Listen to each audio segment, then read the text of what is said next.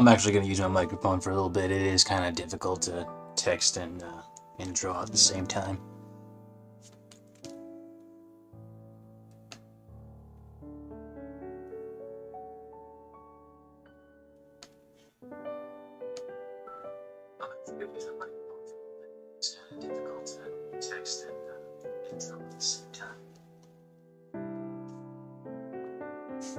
Yeah, thanks, Raptor.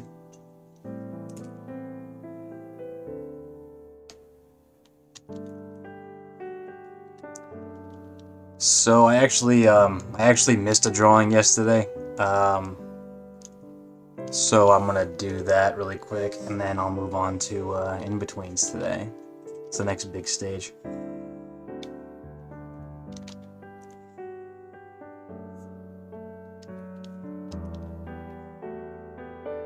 Sorry about the late start, I had some errands to run.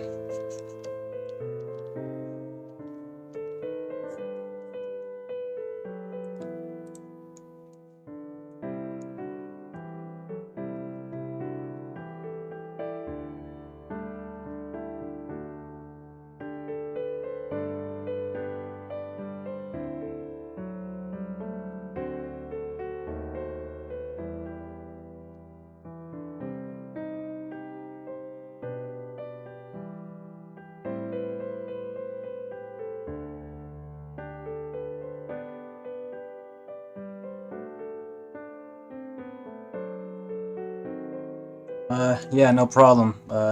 Tiger, I'm, sorry I got to it so late. Having 3D models like that does help out a lot.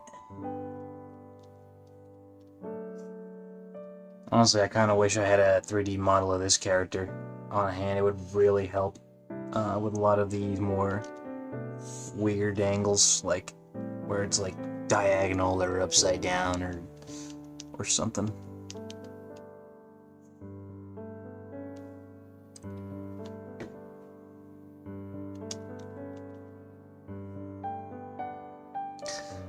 I'm gonna be trying to move a little faster through these drawings that I'm doing today. Not this one, because this is a breakdown drawing I forgot to do. But I'm gonna try and move a little quicker through all the in-betweens, because those are, well, they're less important, but they fill the gaps, and I don't need to put them in quite insane detail. That said, I'm gonna need to make sure that I actually stay somewhat consistent to the line weights. Yeah, Tiger, I'm down to draw that character. I don't do a lot of creature type stuff, but I do have some experience drawing animals, and you know, that sort of hybrid character would be up my alley. I wouldn't mind giving that a try. It's kind of funny, actually. I was supposed to draw my D&D characters for my group a long time ago, but school kind of got in the way. I never got around to it, so I'm gonna need to do that for them too at some point.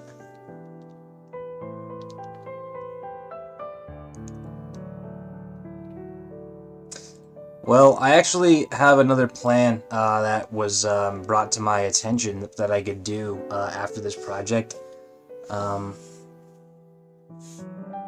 Someone suggested that, Hola, Weber, ¿qué pasó contigo, eh?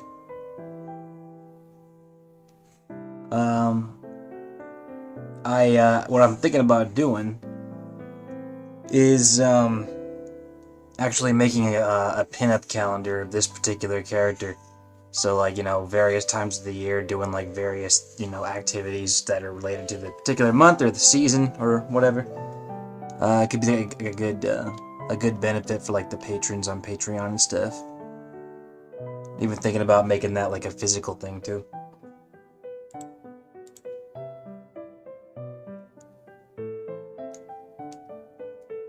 Bienvenido, Vapor. ¿Qué pasó contigo hoy?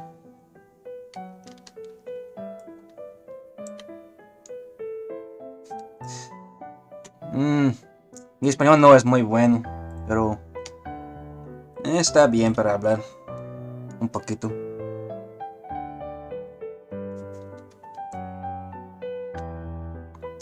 ¿Te ves? No necesito usar Google Translate. Sorry guys, I'm kind of showing off a little bit. I remember there were some people saying that I was using Google Translate. And I'm like, nope. I can speak it, sucker.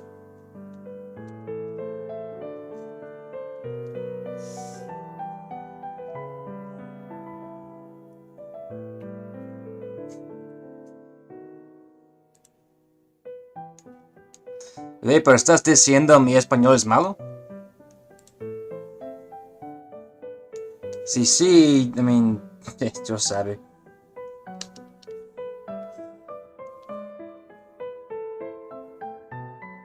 Buenos dias is enough. And if you end up in Mexico, cerveza.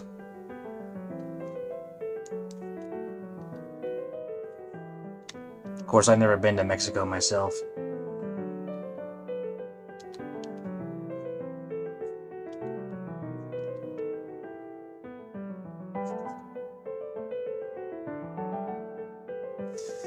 Matthias, yeah, that did. It got brought to my attention as an idea, because someone suggested I just do like pinups and stuff. And I have like I have the Patreon, as you guys are aware. You know what? Let me actually get that back up again, just to kind of get it there. But it's kind of a,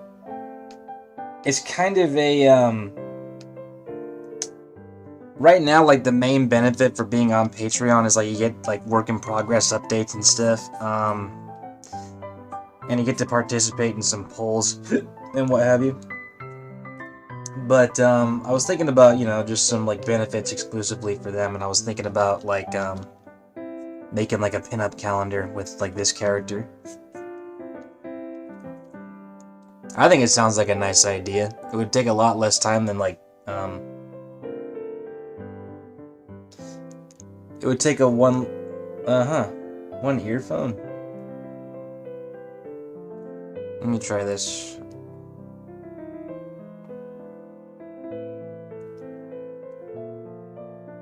I am looking on my microphone and it appears to be functioning properly. My connection to the stream is excellent.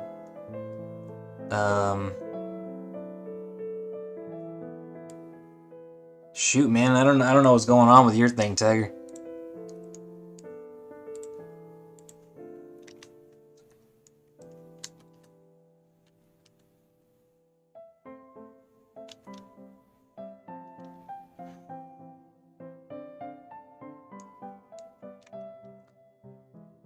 I might have to, man.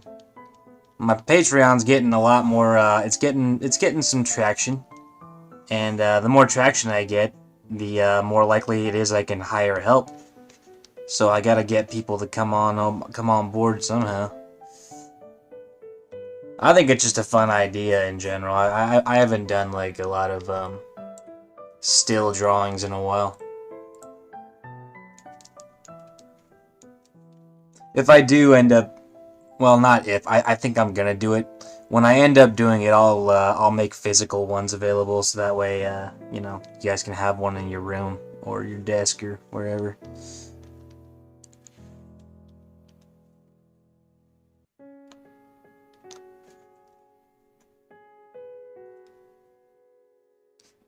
Sí, hacerlo, Vapor, muchas gracias, pero no es necesario. Creo más tarde voy a poner en el internet para todo, pero después un mes o dos.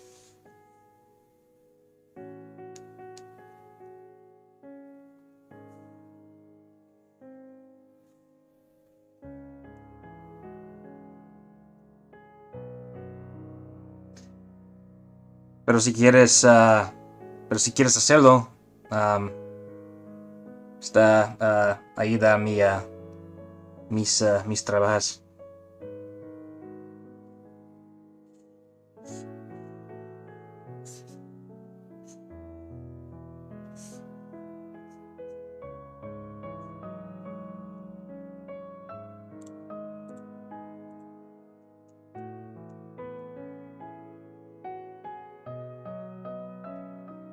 when I get closer to getting this kind of project underway, I will start having like polls and stuff to maybe ask like what activities I could have Jennifer doing. Got to be careful though. I kind of don't want to just be doing SheHulk the whole time. I got other ideas. Not that I mind.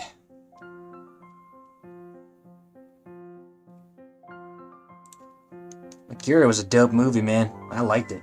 One of the big ones that got me into anime.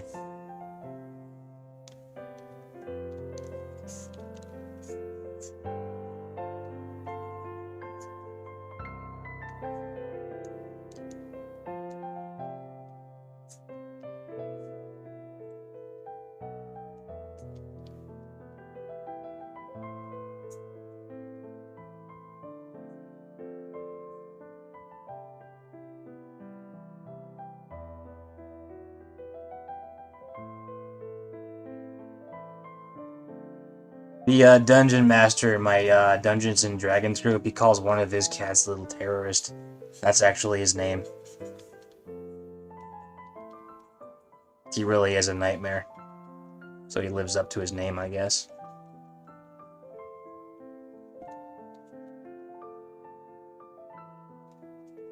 What's going on, Seg? I was debating using my microphone this morning. Then I got kind of tied up typing, and I'm like, you know what? I'll stick with the microphone. See how it goes. It wasn't all that bad.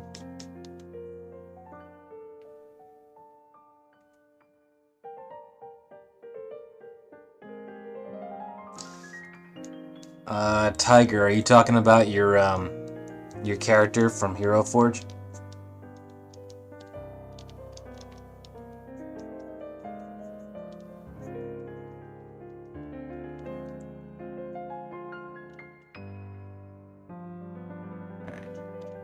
What I'm working on right now, guys, is I was gonna go straight into in-betweens. But I kind of realized yesterday when I was like, what I like to do after I'm done is I like to make a GIF and export it and have it on my phone so I could stare at it on a loop like endlessly to find things wrong with it. I realized I skipped a dang breakdown drawing, so that is the one I'm currently working on. Once that's complete, I will move on. Appreciate that, Seg. It's kind of starting to materialize a little bit. I kind of like getting to this stage when you can start to see a little bit of land on the horizon. Starting to claw my way out the pit.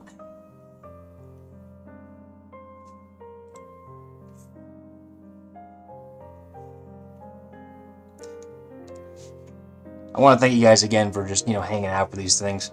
Whenever I usually animate, it's it's a solitary act unless you're, in a group.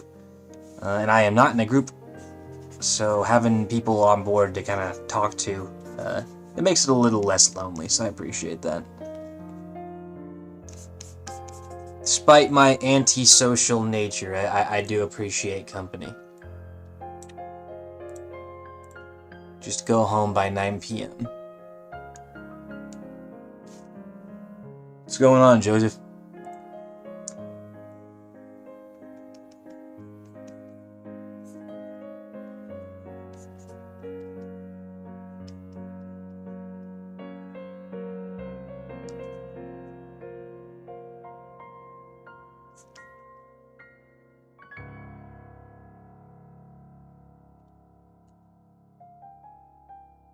I think that might...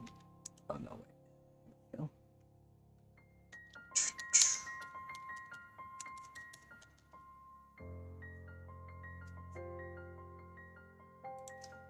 I got a bit of a revelation. I thought, Sag, when you said hi, when you said sup, Joe, I thought you were talking to me. Joseph is actually my real name, too.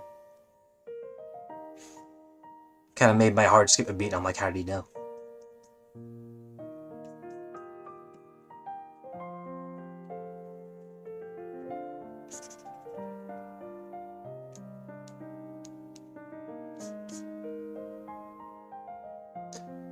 Yes, sir, Darkstorm, I'm talking. I was gonna stick to chat today again, but it's it's distracting. Not distracting in a bad way, but it's like I gotta take my fingers away from the computer. Mr. Cholesterol, I think I sent you a message last night, but I appreciate you hopping on board, man. I remembered you from yesterday's chat, or yesterday's stream.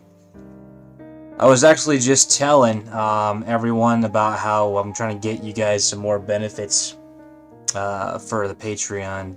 One thing that I'm thinking about is a pinup calendar for you guys using this character.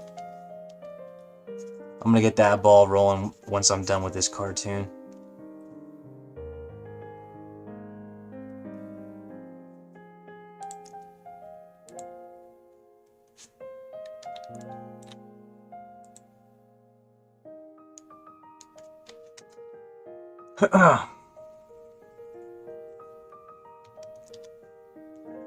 I only just started like doing all that Patreon and social media stuff like a month ago.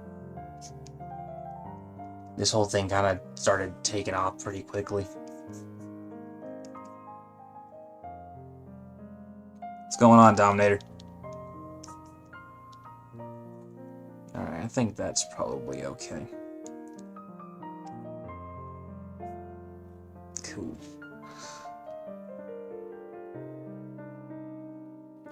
That's a good idea, Joseph. I know some people who do like 3D printing as well. I'm thinking about doing like little, little figurines or whatever. I'm thinking about maybe yeah, like like little plushies or toys or whatever. That's kind of stuff I'm spitballing right now. Don't take it as like concrete, like I'm gonna do it right now. There's a lot of logistical stuff to get squared away for stuff like that. So.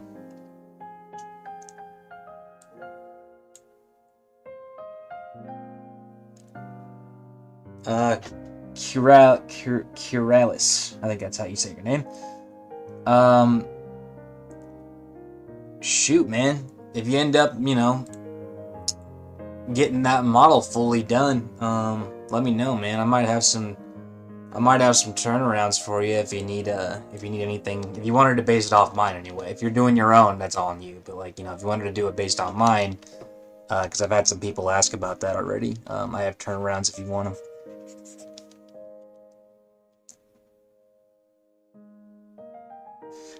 Darkstorm, yeah, you know what? You're totally making a good point. I totally cannot do that. That slipped my mind. I got a little carried away. I would probably get really screwed if I tried to do that. So thank you for the reminder. In fact, I probably can't even do the calendar thing. That said, I can still do pictures and stuff, so that ain't no big deal.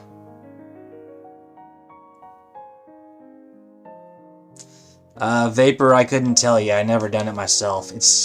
Every time I've seen 3D printing done, it was done at my school.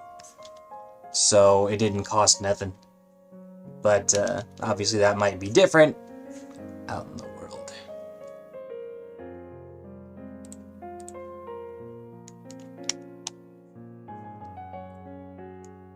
Yeah, Darkstrom, thank you for that reminder, dude. I was getting a little carried away. But that said, I'm sure I can come up with an original character that I could have plushies made.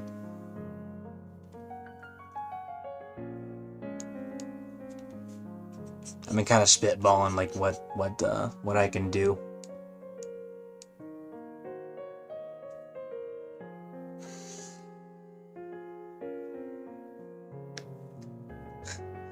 Tiger, man, I won't forget you guys.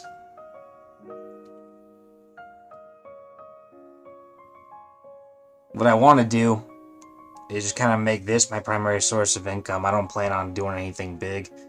Not like I would want to, or not like I should be planning for anything like that anyway. Right now, I'm just trying to make enough money to make a rent.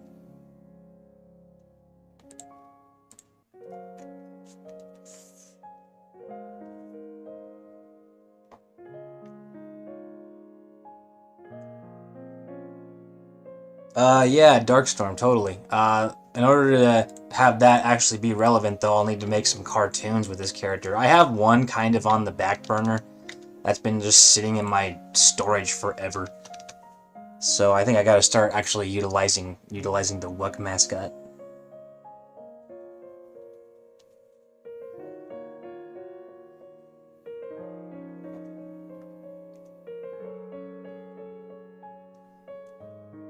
Alright, Carlos. Whenever you get it done, I'd love to see it.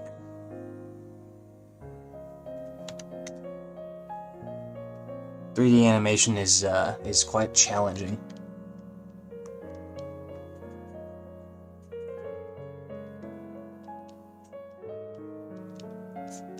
Are you using like Blender or Maya or what?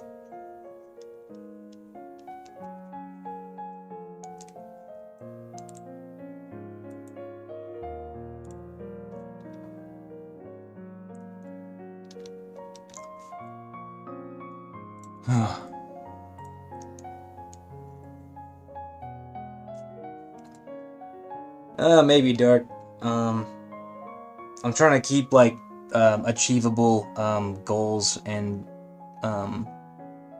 trying to build it up. Oh, here we go. Yeah, here we go. Get this.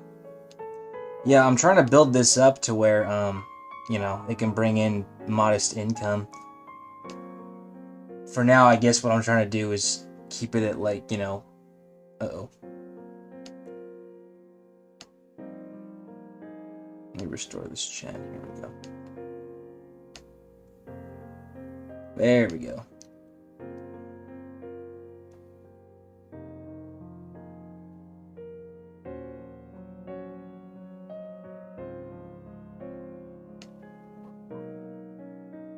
I'm trying to get this squared away on my computer. Sweet.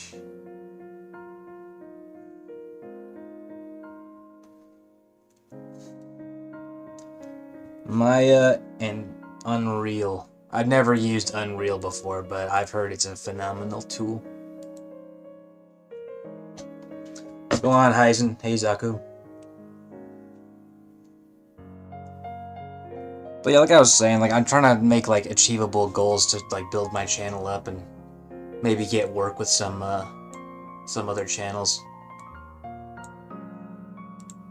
One of my dreams is to talk to Ego Raptor. I used to watch his stuff all the time when I was a kid, and like his animations are like chef's kiss, amazing.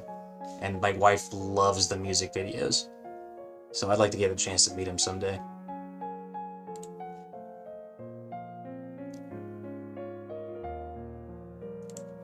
Alright.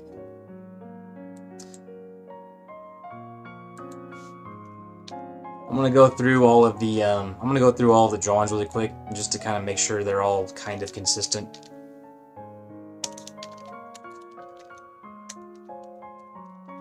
Make sure all the line work is fine. I am actually going to make a little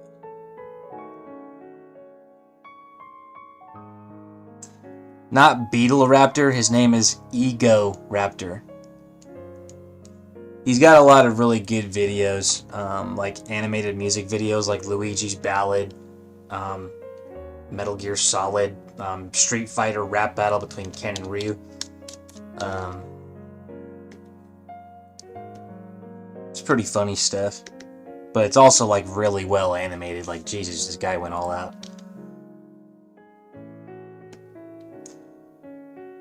Yes, Vapor, I am married. Been married 3 years.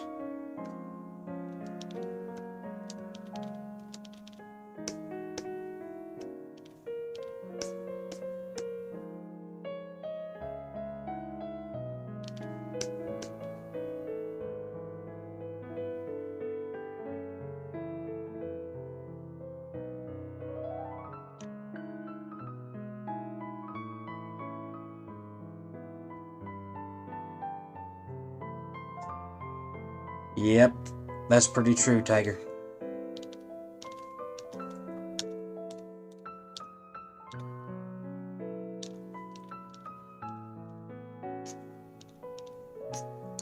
No, it's not as supposedly. It's pretty true.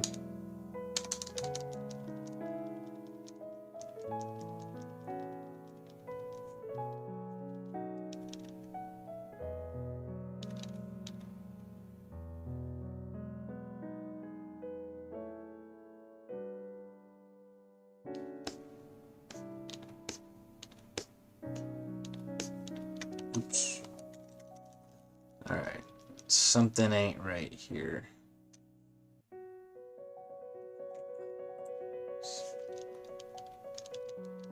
Yeah, I need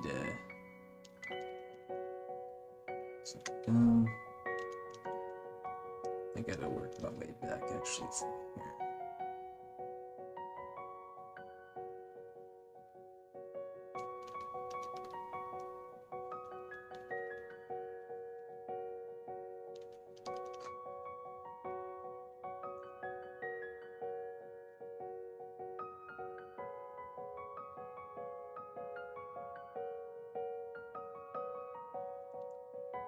Tiger.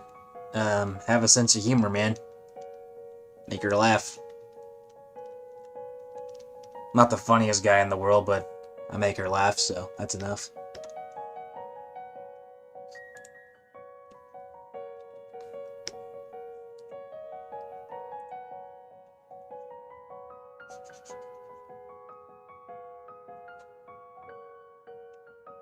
What's going on, Flat?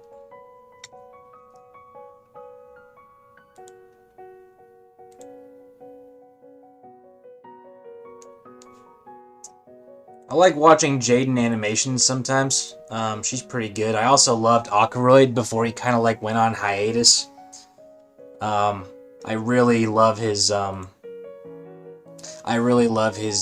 was it?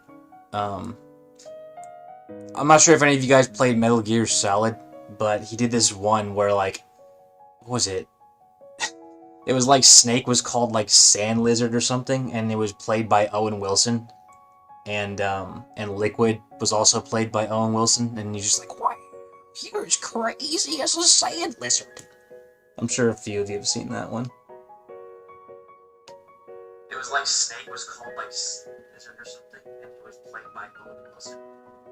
And Liquid was also played by Owen Wilson, and you're just like, wow, you're as crazy as a sand lizard.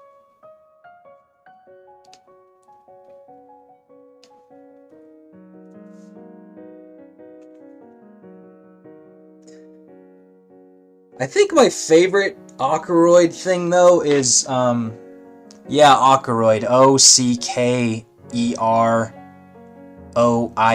Okaroid. He made this one, it was like, I forget what it was called. Let me look it up. Yeah, let me type it in the chat, actually.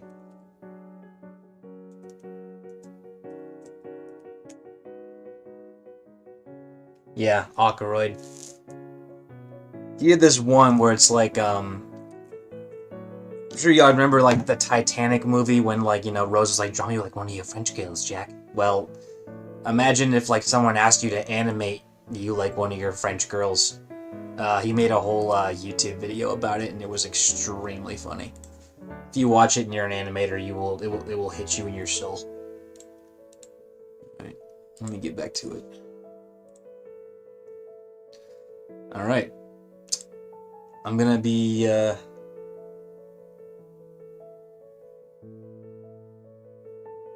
gonna be focusing on the, in-betweens now.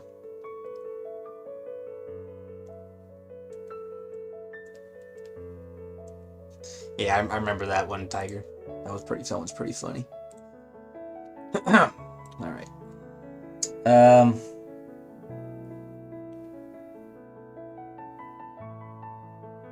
Mr. Cholesterol. I'm gonna be on this for a little bit, for maybe another video or two.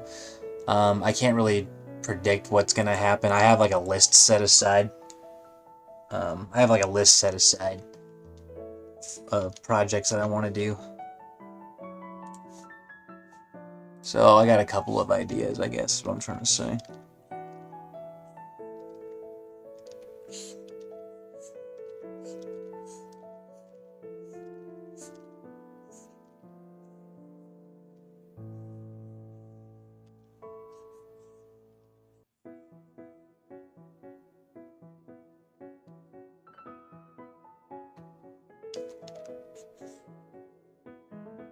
Kaiju, yes, this is me. And hello, welcome.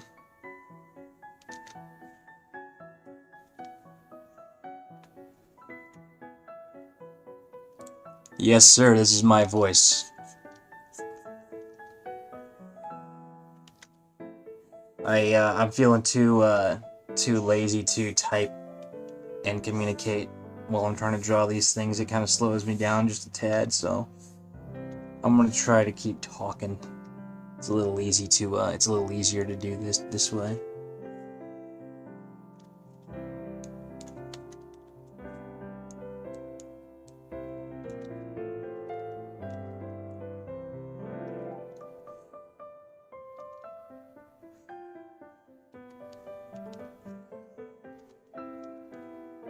But yeah, if I ever got the chance to meet Ego Raptor, I'd be geeking out pretty hard.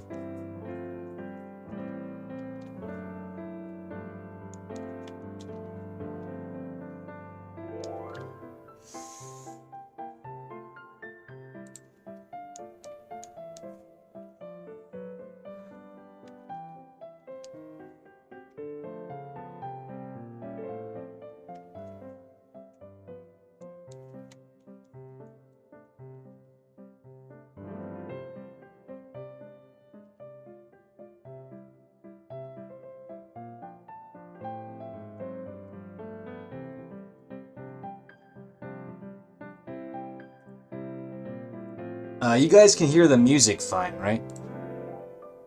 Do you need me to turn it up at all?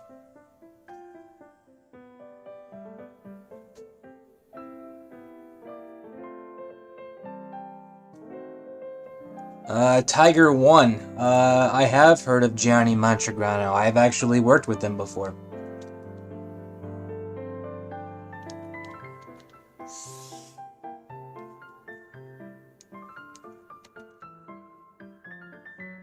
Gianni was a very nice and cooperative voice actor when I worked with him. He's getting pretty big in the anime world, and I'm stoked for him.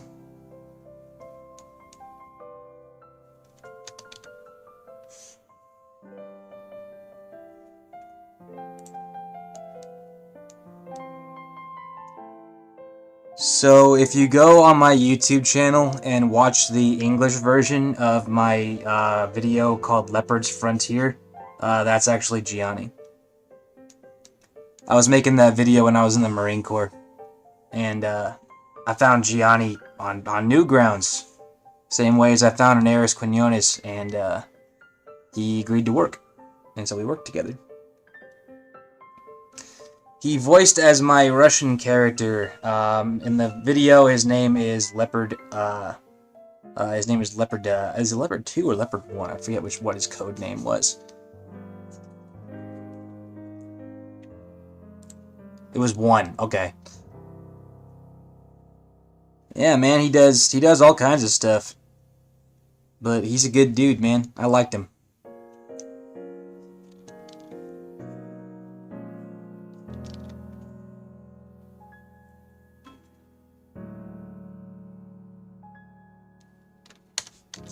Newgrounds is where I started out. I used to get really stoked whenever I would, like, make the daily top 5s. And would get super pissed off whenever, like, mine didn't get, like, number 1. But a lot of good artists are found on there. That's where I found a lot of people I ended up working with.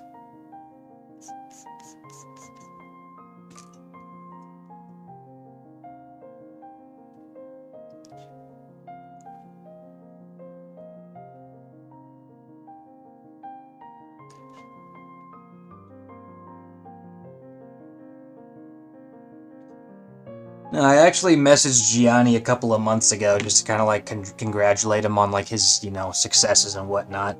Asked if he would be open to work again, and he said yeah.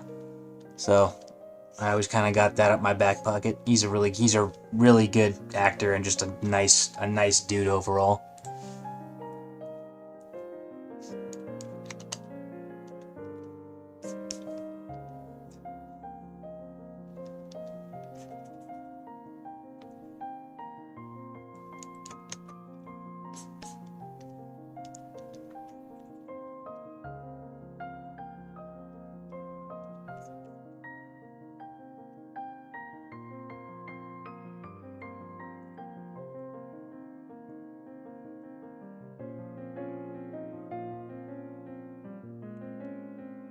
We gotta move faster on these.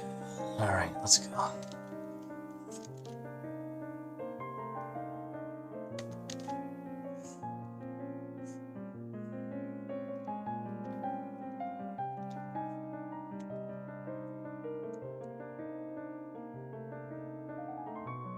Okay, if these ones are a little less developed.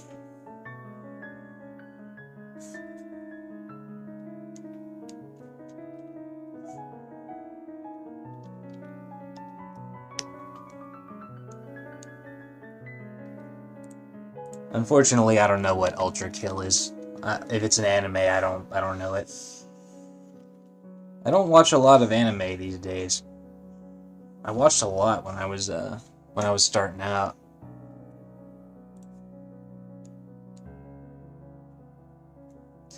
Tyson, what government is that? Because I think they're right. Newgrounds has got some crazy stuff.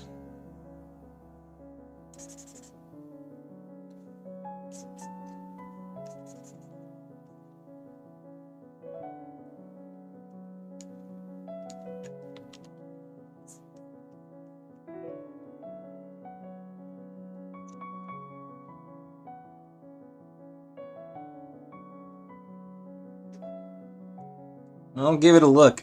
Ultra Kill. It's a video game. Never played it, but I will give it a look. I'm always down to hear what Gianni's up to. Ah, you're from the Republic of Turkey. Very nice. Always wanted to visit Turkey.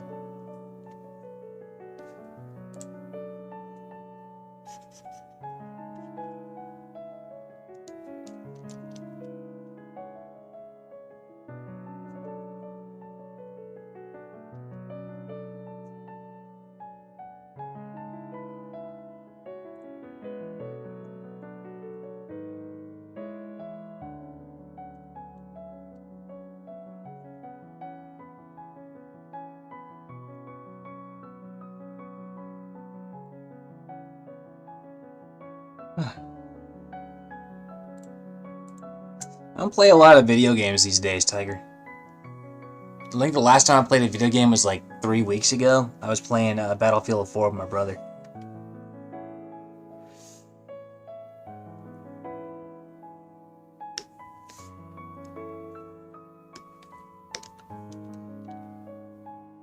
That's dope, Hyzen.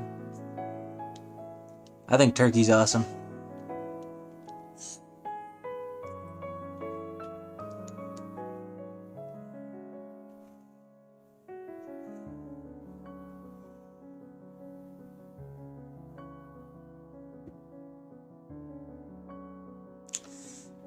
Well, Darkstorm, I suppose I can give the cookie cutter answer and say Studio Ghibli. I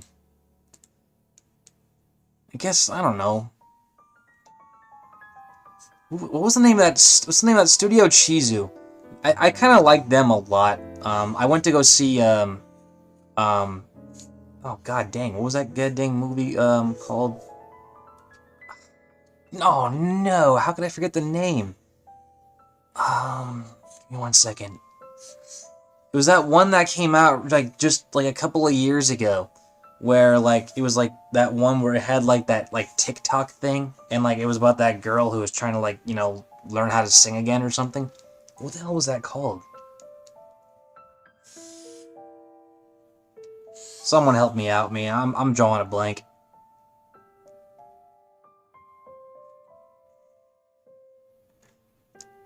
It's called damn it. This is gonna drive me crazy.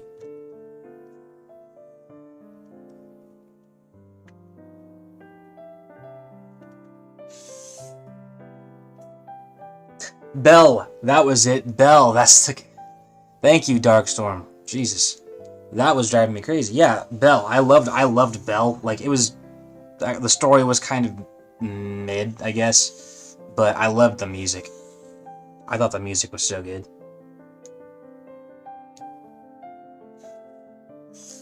Studio Chizu's got some good stuff. If you haven't seen it, I would recommend you start out with The Girl Who Leapt Through Time. That's kind of one that gets slept on a lot. But it's one of the first ones that I watched, and I loved it. I used to watch it like every week. Maintenance and repair pros trust Grainger because we have professional grade supplies for every industry, even hard to find products. And we have same-day pickup and next-day delivery on most orders. But most importantly, we have an unwavering commitment to help keep you up and running. Call, click Grainger.com, or just stop by. Grainger, for the ones who get it done. If you haven't seen any of Makoto Shinkai's early work, like a lot of people hopped on board with him with Your Name, which I loved. I loved Your Name. I loved it so much. I would recommend looking at his... Oh, God, I thought I turned the ads off. Unless... Yeah, no, I turned the ads off. I don't know what's going on there. I don't think there's any ads on the live video that I'm playing either, so...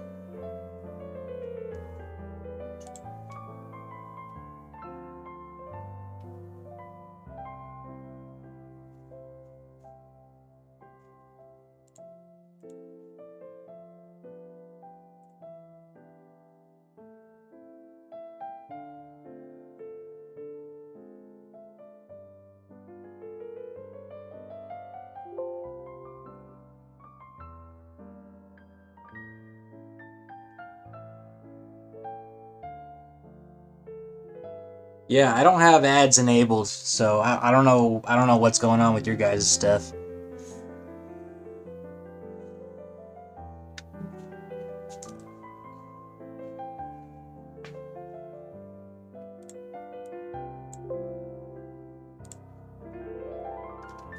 Hyzen, you've already got yourself like a popular OC. Y'all had that Hitman go to the Olympics and get a silver.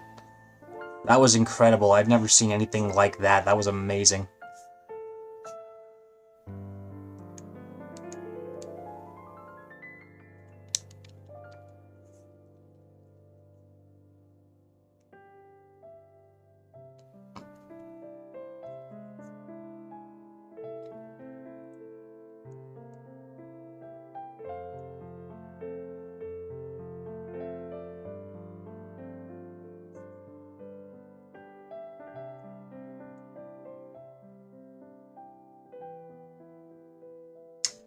Isao Takahata, like, yeah, that dude needs to get a lot more recognition for what he did. He is like, I think he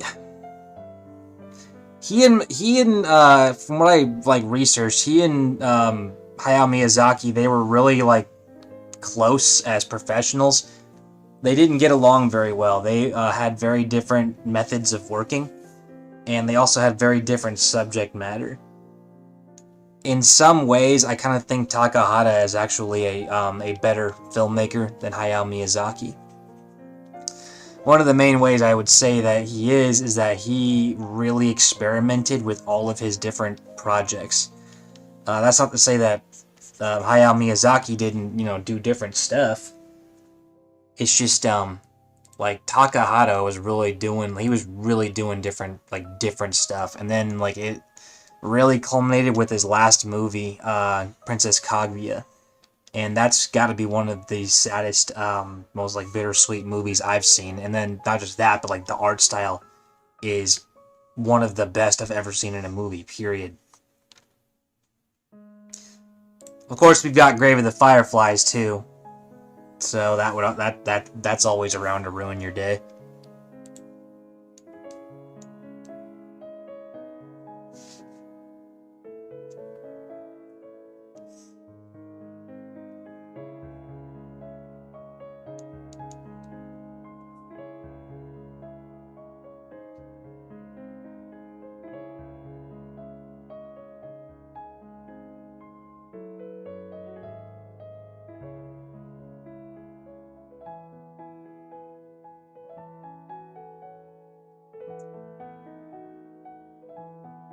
Darkstorm, if you're talking about, we're talking about Isao Takahata. He's like the other side of Miyazaki's coin.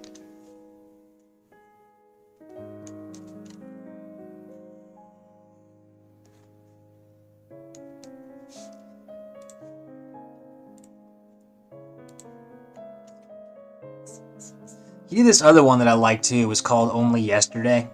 I kind of like that one too.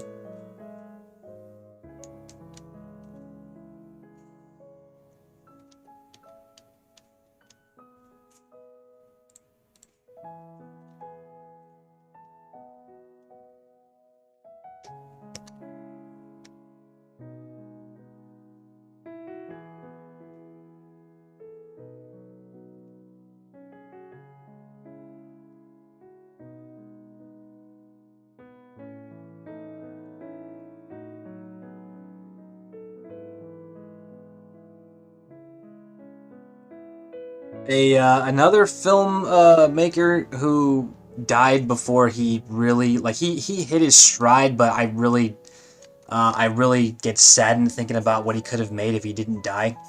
Was Satoshi Kon. He made a Paprika, Perfect Blue, Millennium Actress.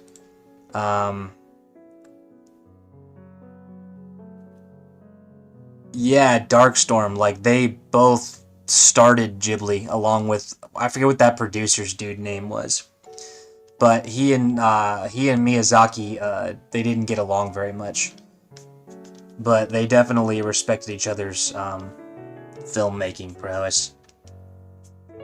Thing is about Takahata is he wasn't an animator,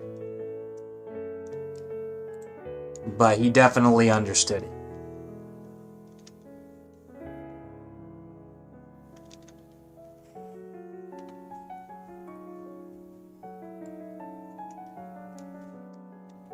But look up Satoshi Kon when you get a chance. There, that particular he died early. He wasn't very old when he died, and he got 4 movies out there. I feel what was the 4th one? It was Millennium Actress, Paprika. What's the other one I said? Millennium, Perfect Blue, and damn, there's another one, another big one. I'm forgetting. I'll have to look it up later.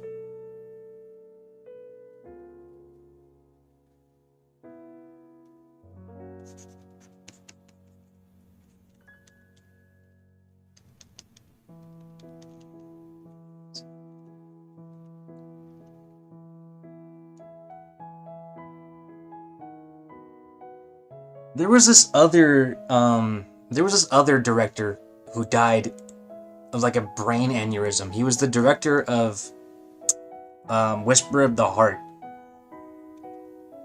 He made one movie, and I absolutely love that movie, and no one knows it exists. But he made one movie, and then he got a brain aneurysm and died. And he was supposed to be he was supposed to be Miyazaki's successor, because he really was talented. So if you haven't seen Whisper of the Heart, I would say give that one a look too. It's not quite the same as all the other Ghibli movies, but it's definitely worth a watch. And that is my texting tone.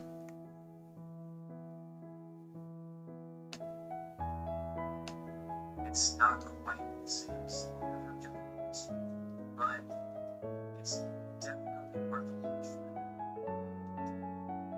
It's my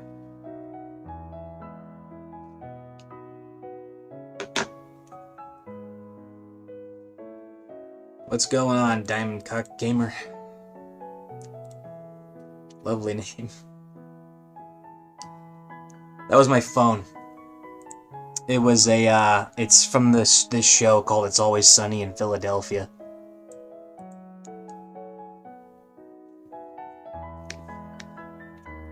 Yeah, it's good to start off with the Ghibli films. Just try to branch out after you're done with them, because there's a lot more to anime movies than just Studio Ghibli.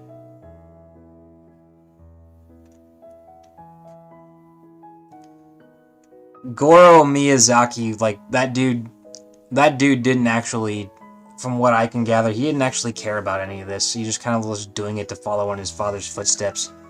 And I'm not sure whether like Hayao Miyazaki pushed him into it or what, but you could definitely feel that it's probably unfair expectations of him, but his movies, I didn't. They weren't really. I never used Krita before, so I wouldn't know.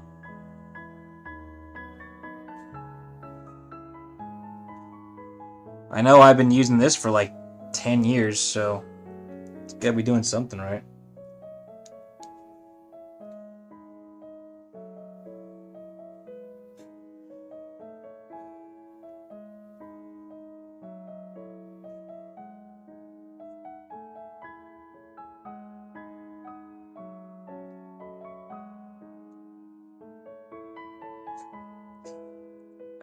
Golden God. I am the Golden God. I reign supreme. I. I.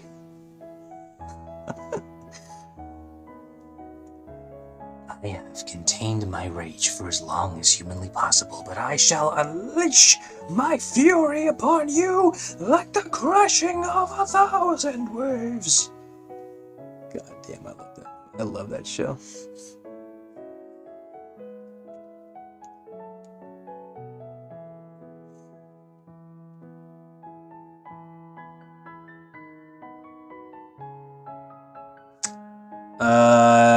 Diamond. I'm just gonna call you Diamond because I don't want to call you by your full name. Diamond. Yes to both questions. I'm not really a huge fan of Adobe Animate. I used it when I went to junior college, but I didn't like it. It really wasn't. It was too much work navigating the UI, and even now, I've experimented with it off and on because it used to be called like Adobe Flash. Now it's Adobe Animate. I still don't much care for it. I could use it. I don't like it that much.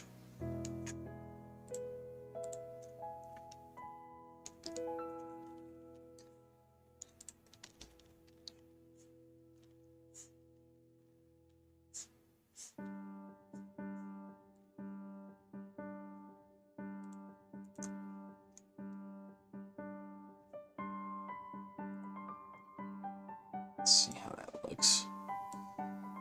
So I'm just gonna have to go through the entire cartoon, and we're just gonna do the in-between section by section.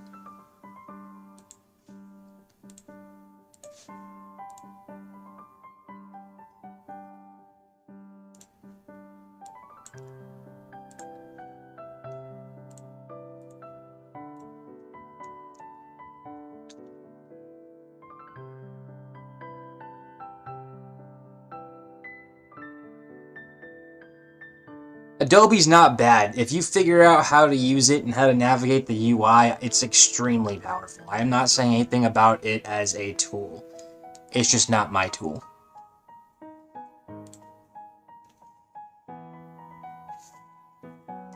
But at the same time, you know, you should learn how to use it anyway, even if you don't like it. It's good to know more software. The more software you know, the more marketable you are. That's one thing that they didn't actually harp on too much in art school, was the business side of it. I kind of had to look for resources for that on my own. We had like one class. We had like one class that harped on it.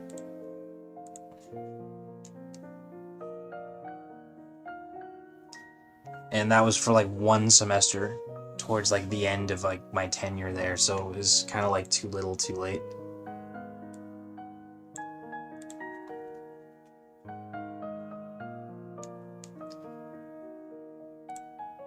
Yeah, so I wish Toon Boom was more affordable. I got lucky and happened to buy it at a time when I had money to spend.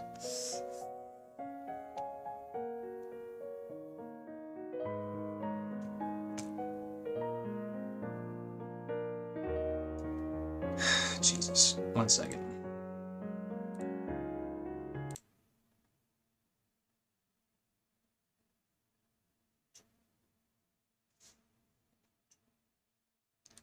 I gotta fix this audio really quick. It's YouTube is weird and won't let me like use like some playlists. Let's see.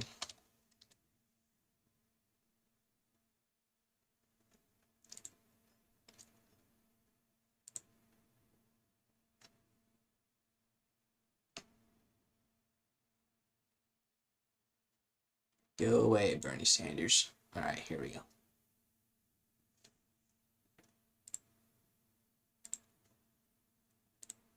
Okay, this should help.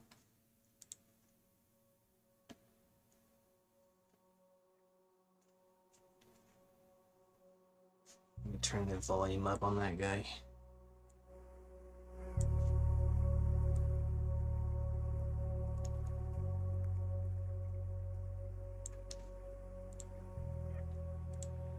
There we go. Cool. Matthias. Yeah, I've always been drawing since I was like a kid. I took a break, or like a prolonged break, when I was in like high school, because I was in like my football and video game phase. But I more or less taught myself. I was never very good at it until I like actually sat down to study it. But yeah, it takes a while. So if you want to learn how to draw, you gotta be patient with yourself, because it's not something unless you are like ungodly talented. It's something that you're gonna be just always, excuse me, always practicing.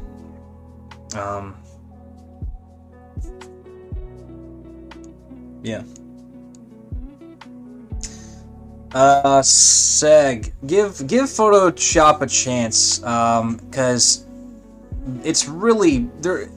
I've used a lot of drawing software over the years. I always come back to Photoshop when it comes to drawing.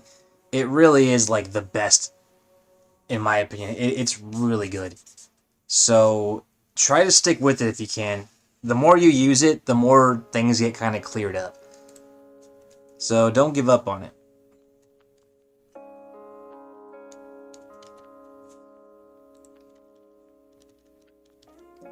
Let me actually change that.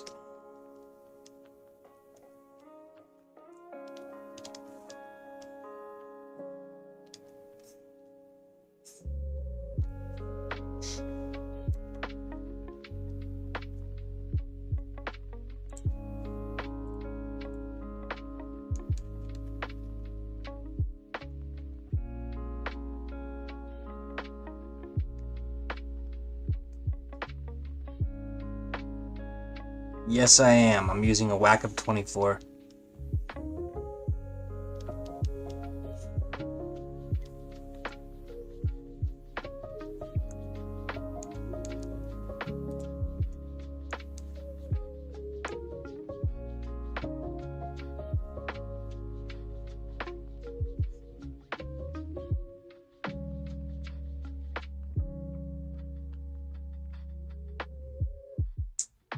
Oh, no. Don't use it for animating. Animating sucks on Photoshop. I almost used a bad word. I hate animating on Photoshop. Despise it. It is extremely counterintuitive. It's like they designed it. The person who designed it, was a failed animator and just wanted to make life difficult for the rest of us. So don't use it for animating. It sucks. Of course, that is also my opinion. Some people like doing it. I think they're insane.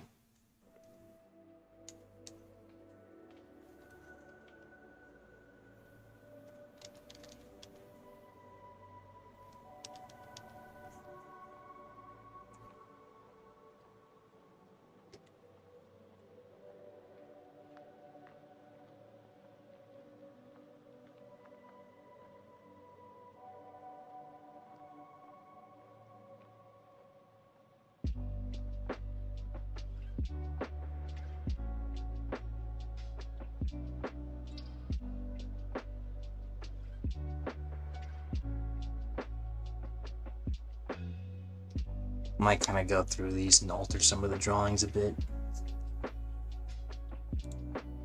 I start noticing like weird spacing issues.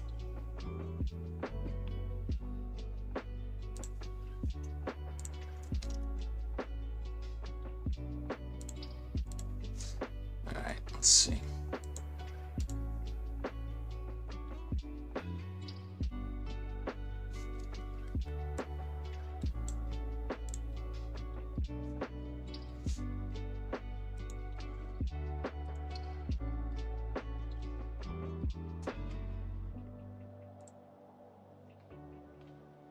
Yeah, no, Sag, I hate Photoshop for animation. It's terrible.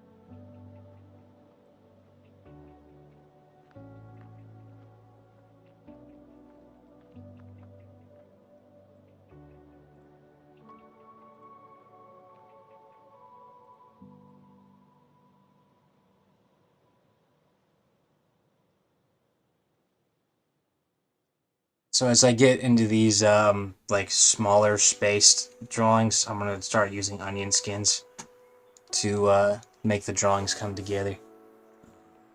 I have the underlay in place just in case like I have a more complicated shape that I need help with. But for stuff like this, I don't mind using onion skins.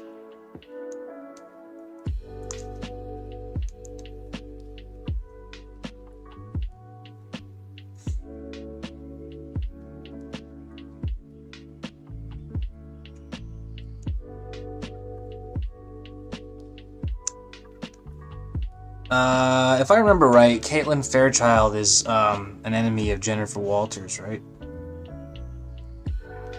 And I wish you luck with that, man. I believe you can do it. If you ever need any help, you don't have you on any social media, do I? If you want to add me on like Discord or Twitter or something, I'll give you my Discord name here. You want any like you want any, feedback or anything?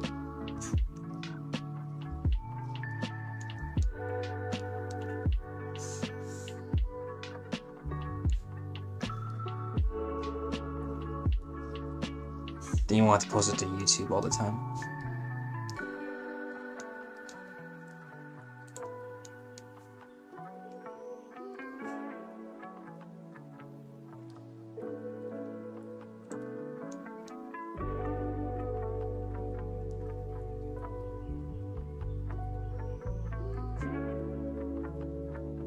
Спасибо, дети.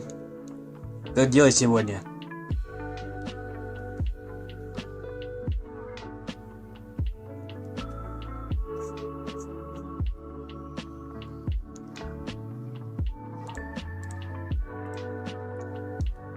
Извини для моей Руси.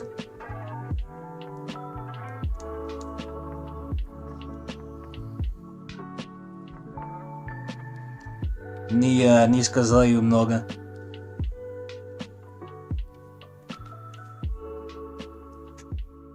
Darkstorm, there's someone here speaking Russian, so I'm speaking a little bit of Russian with him.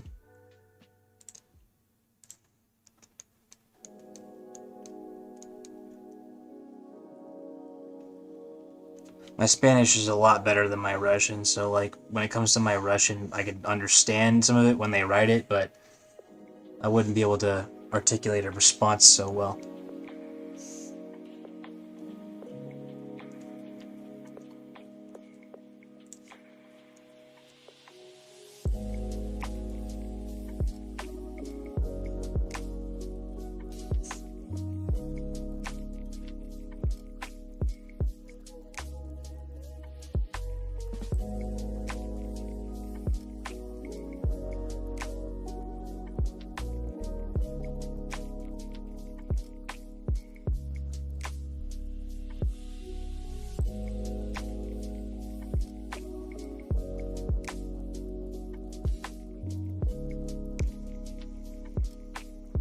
what is your...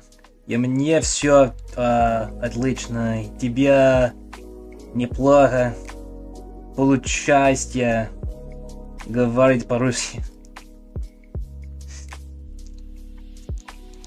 Не знаю, не знаю где, не знаю, что я понимаю тебя, почему, спасибо, дети. Мне русский нехорошо.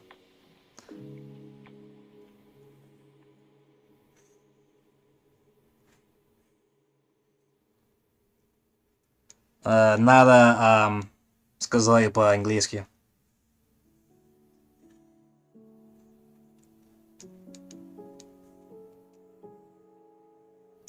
У нас есть Rosetta Stone на компьютер. Почему не делаю?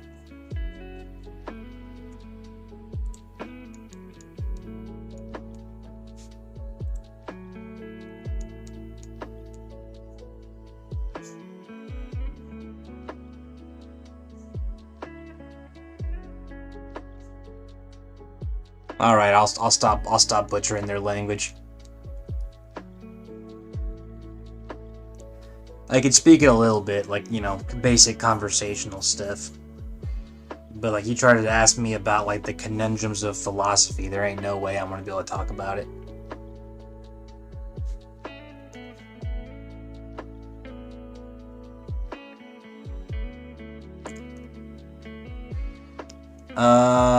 My Discord is not the same name as my Twitter.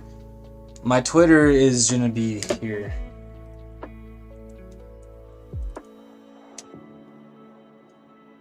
DT.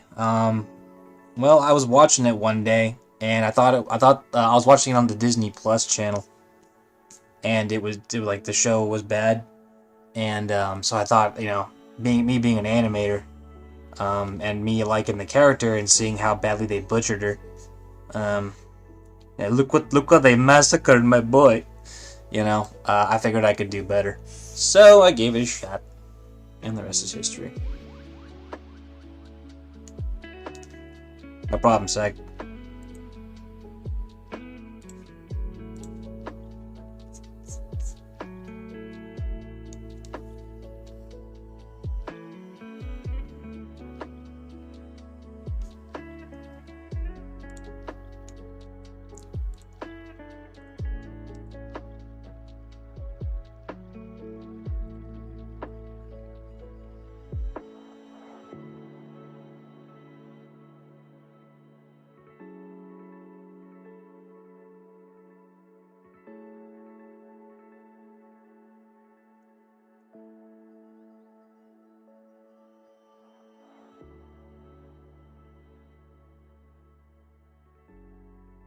Philosophy is actually a wonderful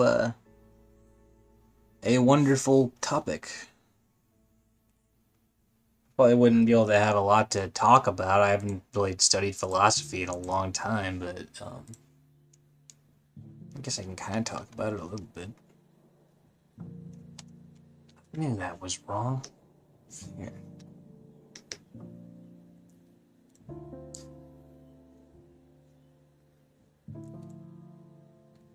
Overlandlord, you got a particular philosophy which you subscribe to?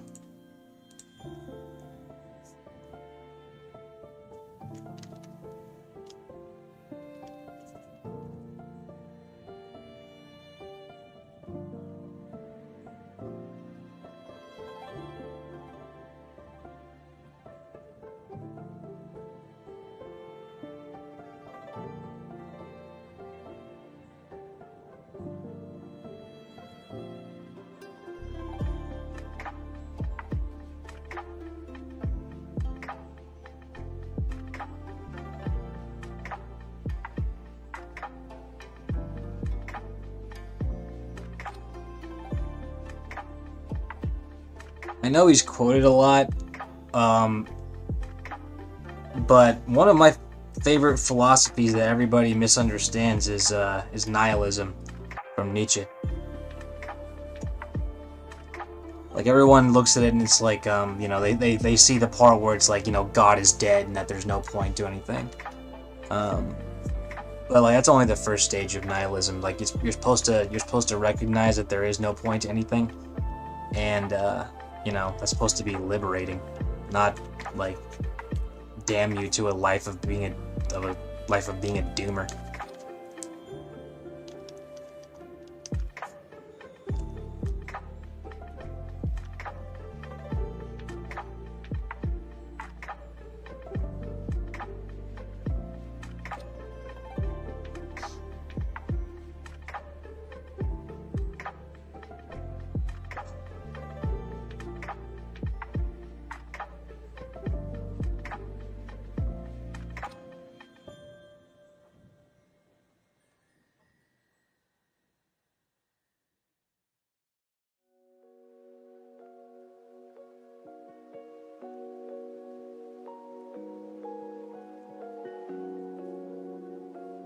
Sorry about the delay, by the way. I think there's a massive delay on our chat here, so sometimes it won't quite add up.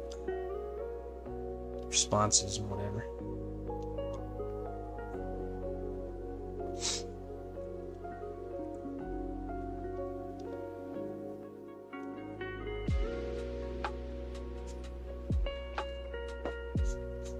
I don't really have too many opinions on, like, aesthetics and art philosophy. I mean, I had to study that stuff a little bit in school. And I formed some opinions, like, you know, I used to despise, like, minimalism, but the more I, you know, actually got to study it and all that jazz, I got a little more forgiving of it.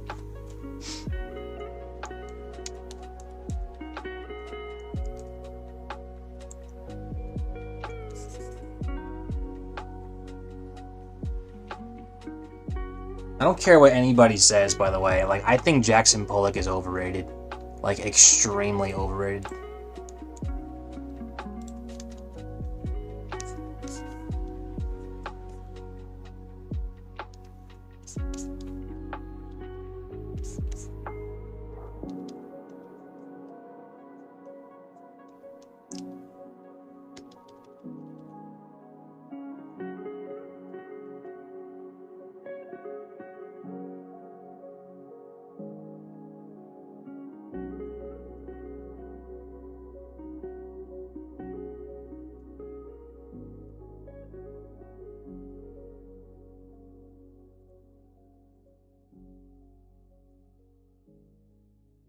I don't have any good examples for you, Darkstorm. I guess the first thing that comes to mind is like the old Soviet artworks.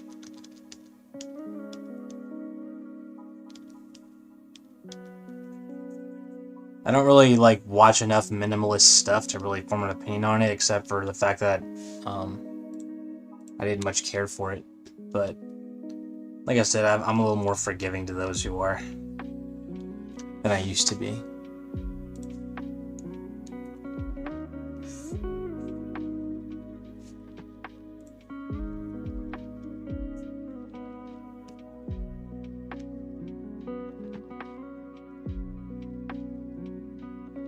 It doesn't look like terribly inconsistent, so.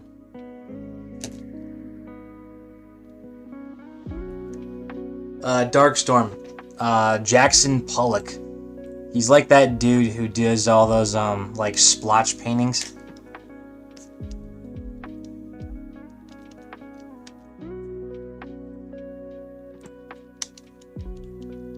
Like, one of the things that would always irk me.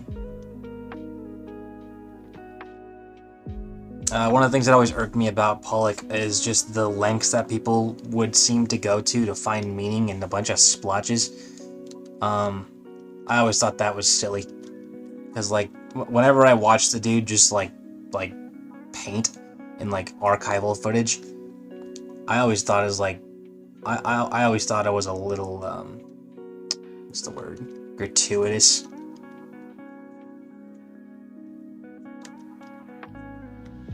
A little convoluted and There's another word I'm thinking of too.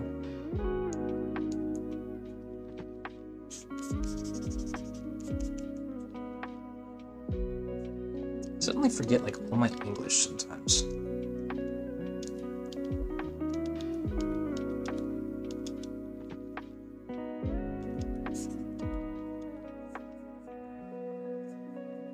DT. I guess the reason I drew her this way is because I wanted to.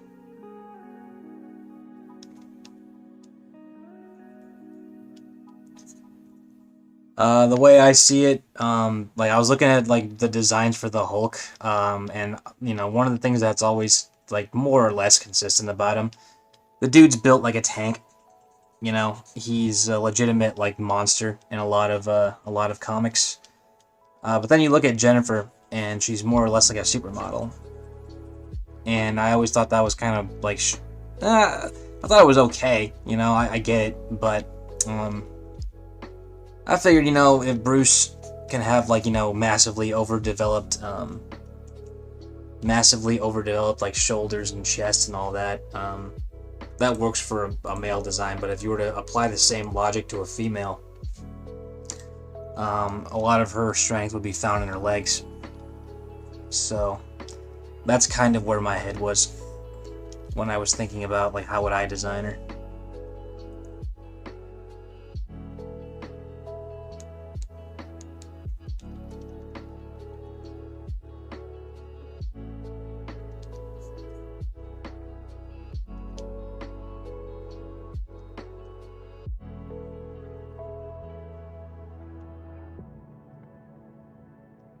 But the other thing about this design is that it can be easy to get carried away into the not safe for work territory. So that's kind of why I try to avoid going into anything like that, because it's obvious, you know, looking at her, that yeah, she's got a very feminine figure, and I'm not a woman. So some people would probably say that, you know, what I'm drawing is typical of men.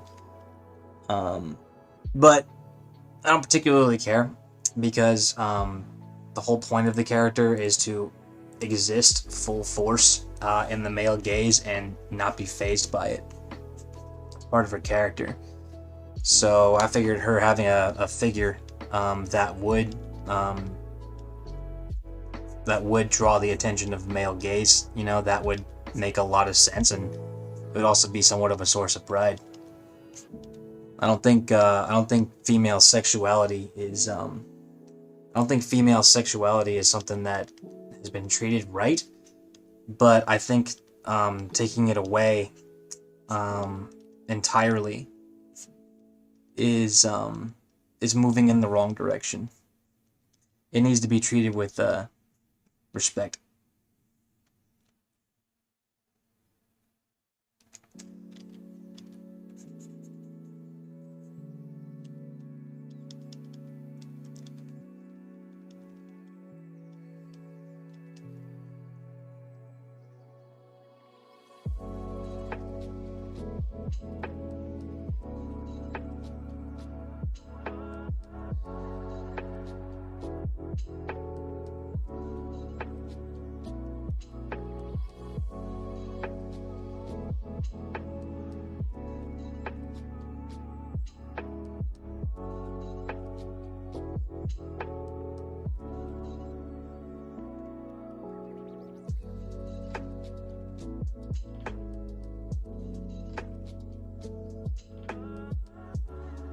That's kind of one thing I didn't like about the show too much, is that the character, she was a major complainer. She complained all the freaking time, and it got really annoying.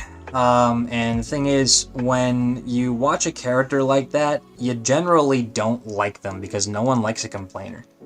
You like a doer. You know, it's okay to complain, but a character can't just constantly do that and just have their complaining like justified. I think the things that Jennifer was upset about, especially in the beginning, about like, you know, being catcalled and all that, I think that's all true. I agree with her rant. It's just she was so utterly unlikable as a character that you didn't really care what she was saying.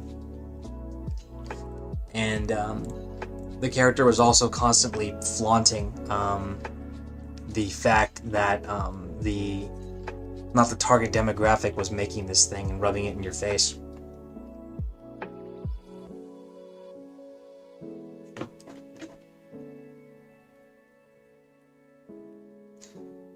Rick Sanchez. I don't know who Blue Marvel is, so I have no idea. I'm gonna kind of let you guys know, like, I'm not like the hugest comic book fan. Like, I partook casually when I was young, and I do research on them whenever I'm like, doing anything for my Jen Walters cartoons and all that. But I'm not really a huge comic book guy, if I'm being honest.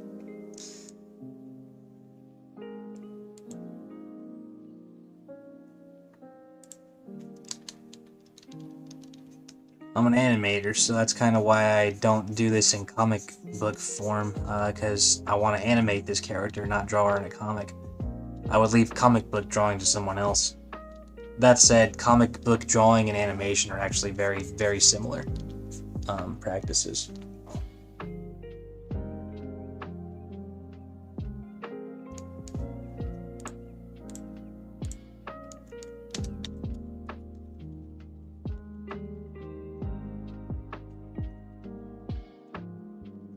There we go. Got ourselves some. That's a little quick there, but I think it's something that will be overlooked.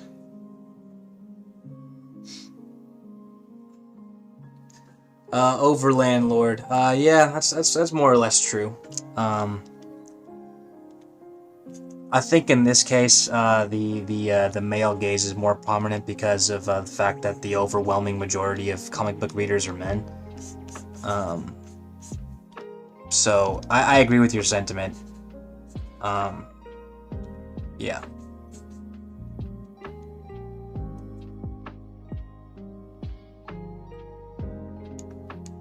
The thing is, Overland Lord, my wife was watching the show with me, and when we watched it together, she didn't much like it either. I went and watched it by myself a little later, and yeah, she didn't like it when we watched it either. She thought it was actually really bad.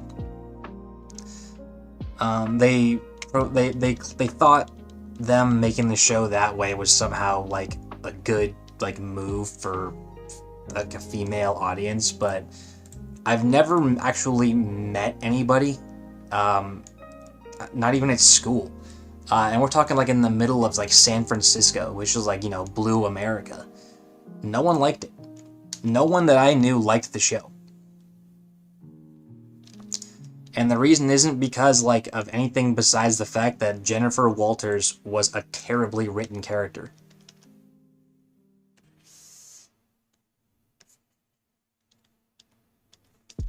Like it made them almost uncomfortable because they could, the people who I talked to about it, they could like sense that the show was like it was aiming to make us like men feel uncomfortable. And it didn't make them any more comfortable.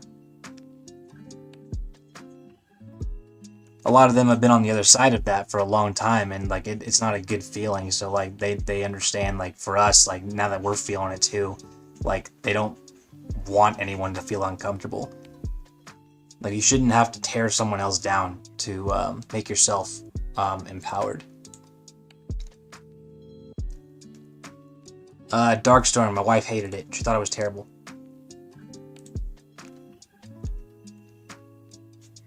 She only got through like one episode.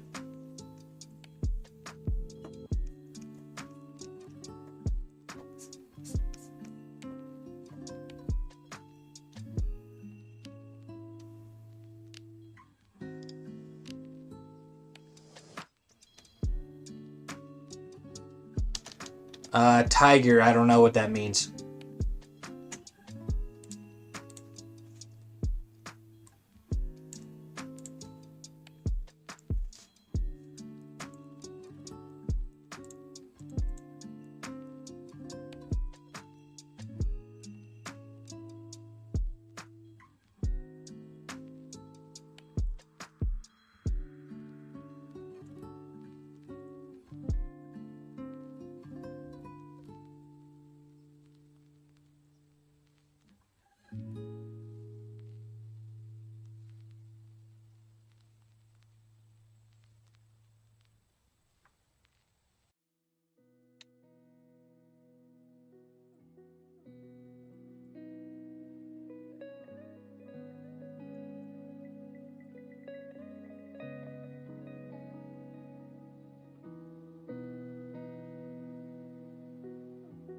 Yeah, Tiger, you're gonna have to explain yourself.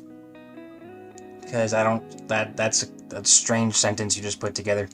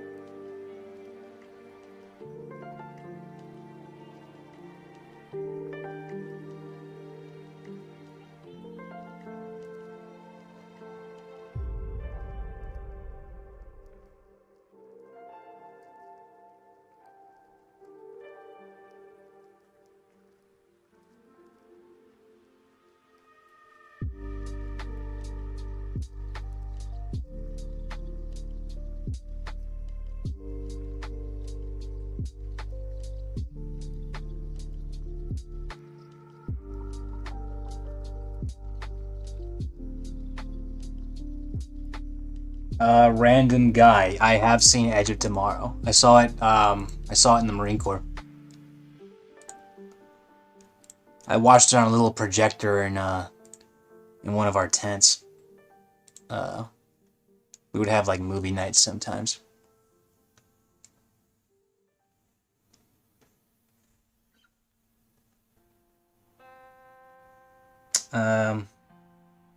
Matthias. I don't know what autodidacty is. But yeah, I learned how to draw more or less on my own. It's actually kind of interesting. My older brother and my younger brother both actually could draw pretty well too. My younger brother actually still does draw. Has a Twitter account and all that jazz, and has a following and all that.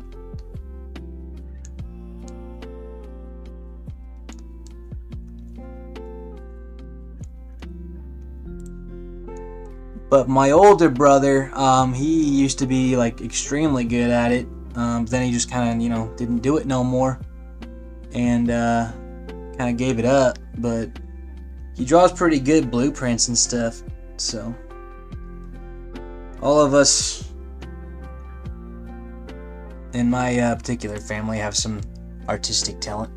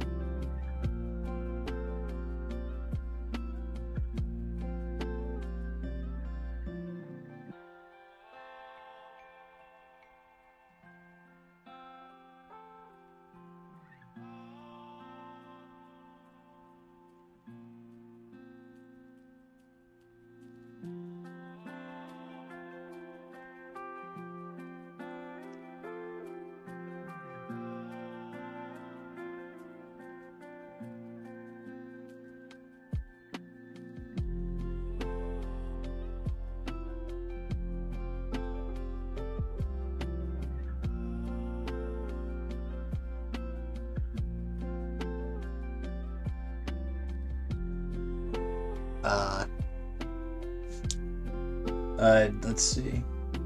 Alright, Darkstorm, see you later. Have a nice day, man. Sag. Shit. I don't know. What advice would I give? Okay. Reference. I'm not sure what you had your character doing. But it might be a good idea to, figure that out, maybe sketch it out roughly. And then go find some reference, like animation reference or, physical reference. Or one you could do is, shoot reference of yourself, kind of like doing whatever it is you're doing, provided you can physically do it.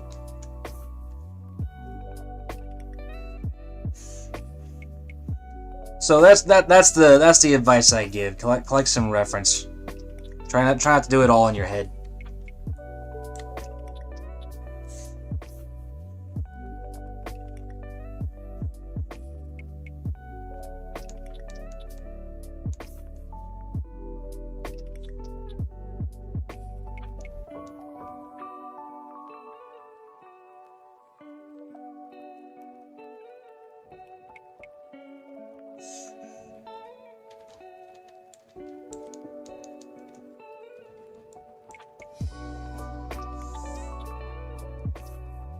Yeah, doing it all in your head is very, very challenging. Like, I don't know if you guys saw the old how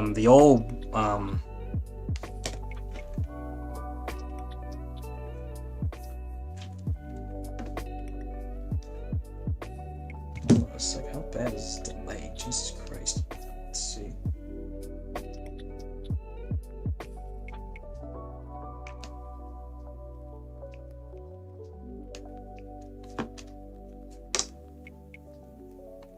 Don't worry, Tiger. I'm not planning to do anything like that. Just be careful with your wordage from now on. It's kind of a, it's kind of a probably not the right thing to say after all that full crap you went through yesterday. But it's all right. Like I know your English is. I know you've mentioned your English already, so I'll cut you some slack.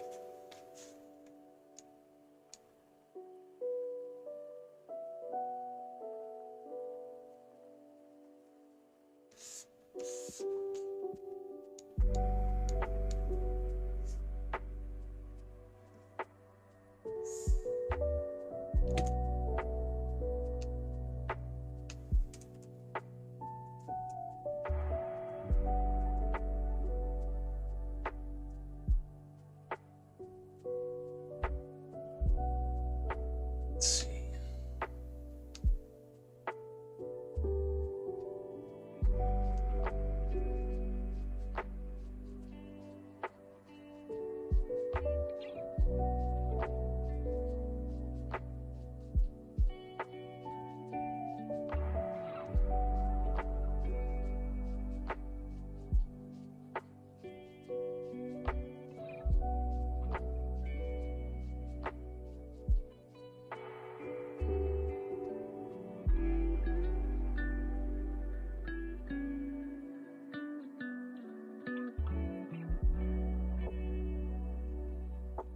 I might need to take a break in a second, fellas.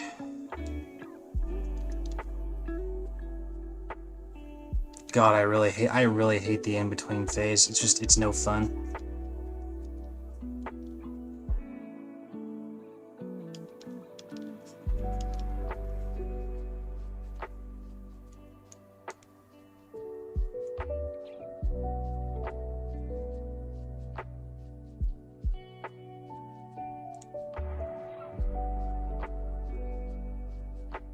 I could see that, Funky.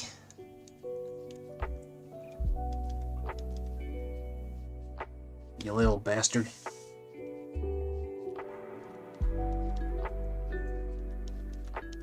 Probably the first good idea you had in your whole life.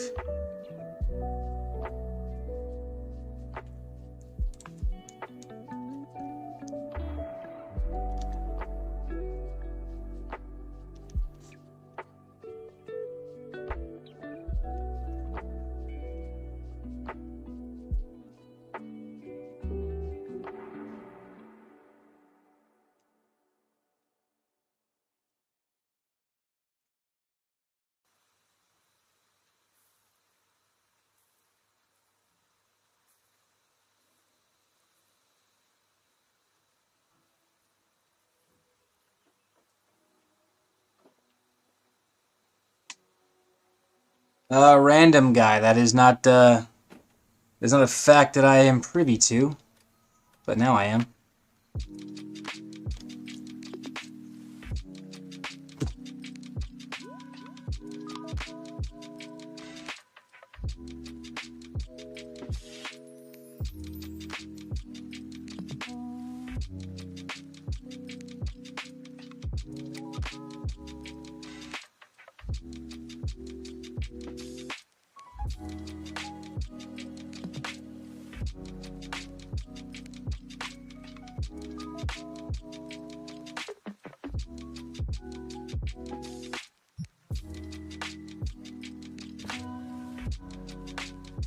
Oh, man. See, this is why I need to hire help, man. And I can get someone to do all this busy work for me. Johnny, no you did not. It's all good, man. Everything is peachy. There have been no infiltrations, no invaders. And why is that on the wrong side?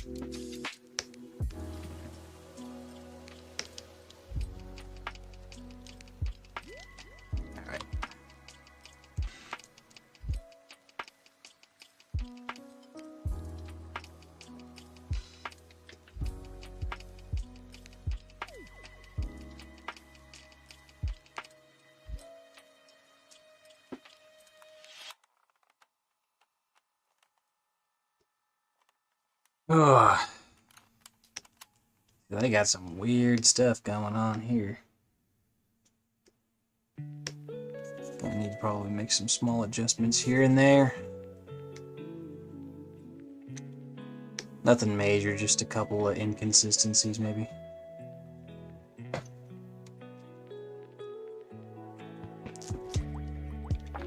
I didn't post it at 3 a.m., man. Where I was, it was a lot earlier than that.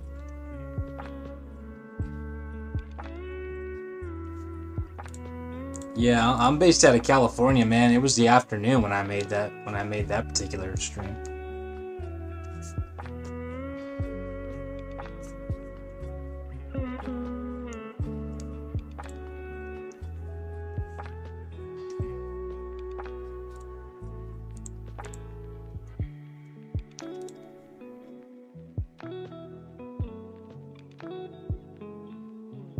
Yeah, it wasn't 3 a.m. for me, though. It's not quite how time works.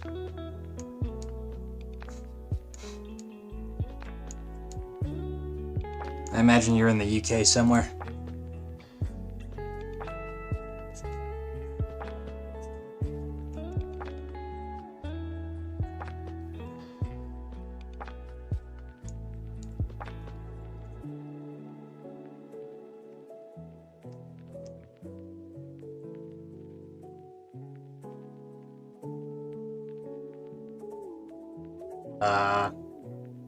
Well, that's not possible because I didn't make it at 3 a.m. So maybe it got posted at 3 a.m. But I definitely didn't make it at 3 a.m. That's for sure.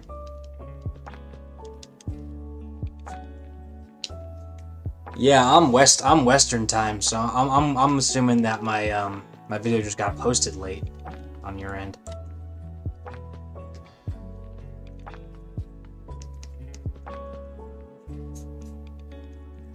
There ain't no way I'd be up streaming it, like, you know. I wouldn't be up streaming it that late.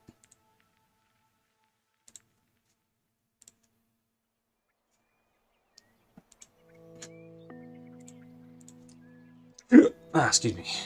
Alright, I'm gonna take a break. A lot of cartoon left to draw, but we're making progress.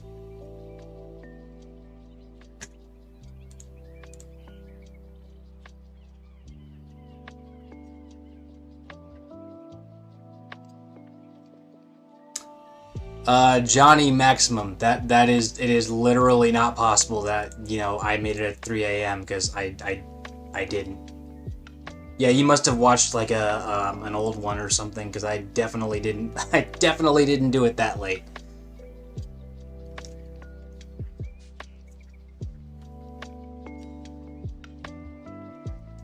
Hey, Koklo. It is 10 p.m. over there at Finland. Yeah, dude, you must have entered the Twilight Zone or something.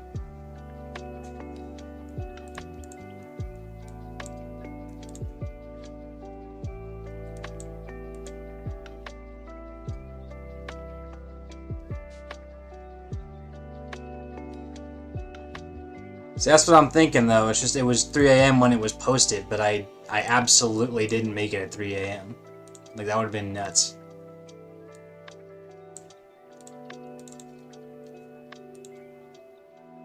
Yeah, that must be it. Alright, I'm gonna take a break. Be right back.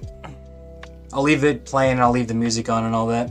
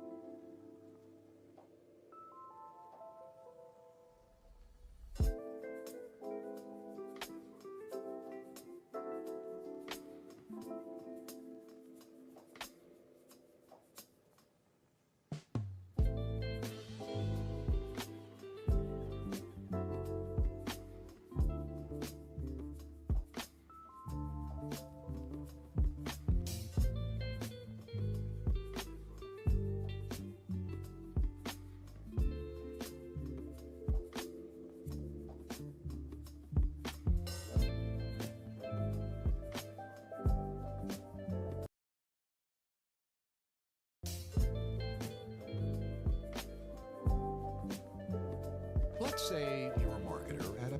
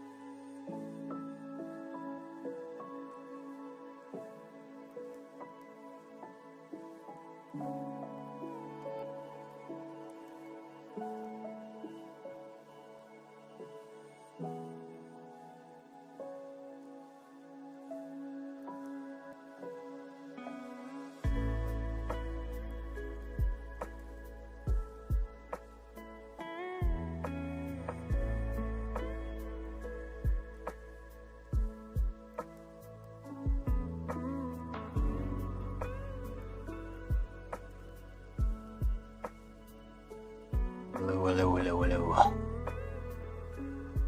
Sorry about that, I was on the phone. I couldn't, I couldn't have my mic on when I was talking.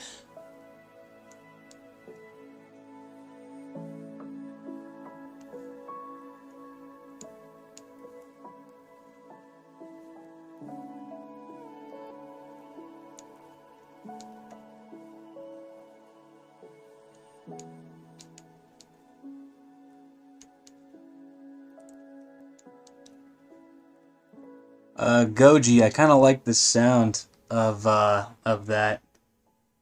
If I was to do like a gray form transformation too, like it would be like when like Jen goes crazy, like absolutely bonkers, like rage filled. And that's kind of how I would do it too, like body horror-esque. Like sort of remind the viewer that like this whole superpower thing comes with a pretty major caveat.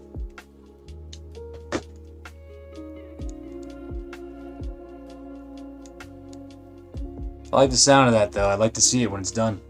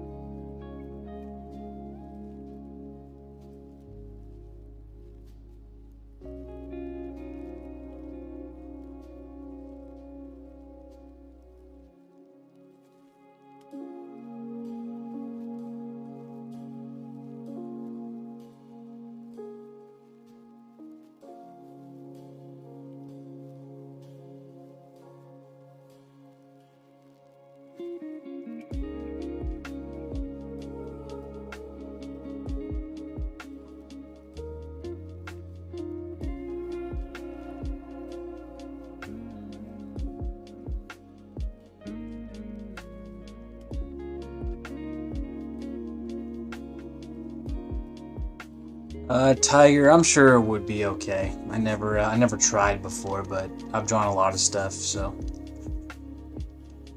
it's all observational.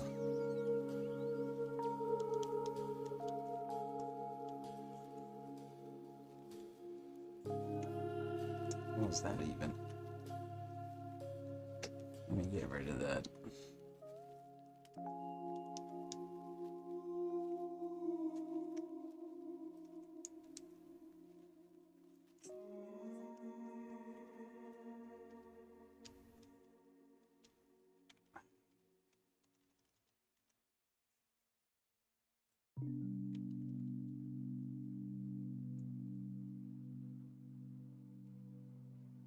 Just shouldn't be there. What is that?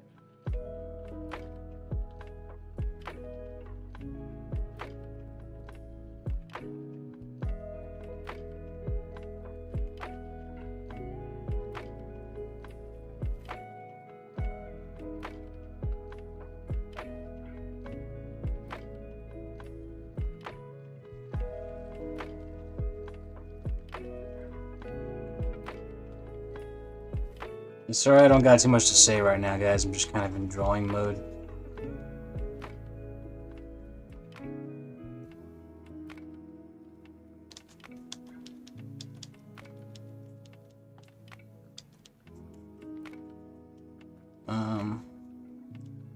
Over landlord. I don't know. I've kind of been bouncing back and forth with how, like, the first time. I don't really know.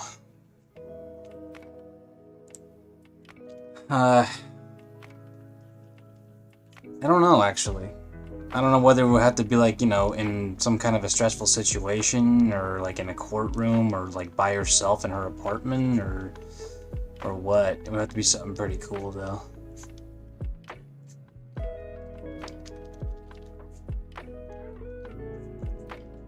Like, there's a ton of ways you can go about that. I just don't know what mine would be right now.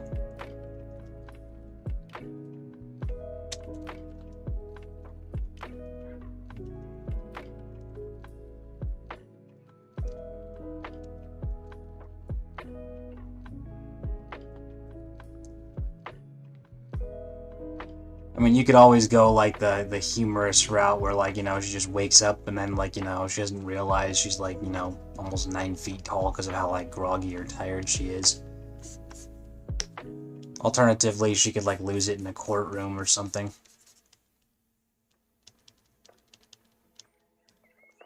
I don't know. I would need to brainstorm it.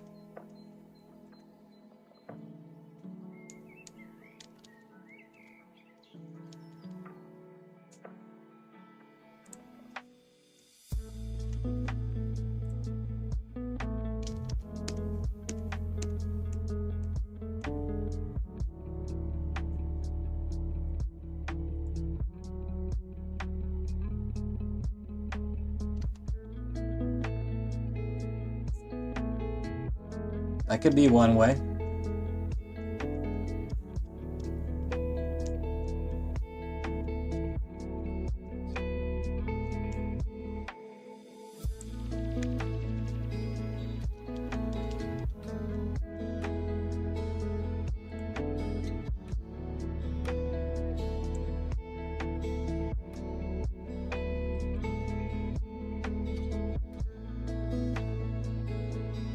What's going on, Thorn the artist, I should say.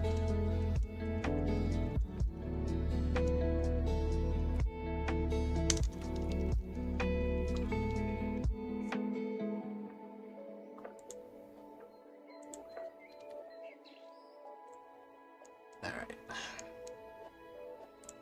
Now these are where the in-betweens start to suck a little bit.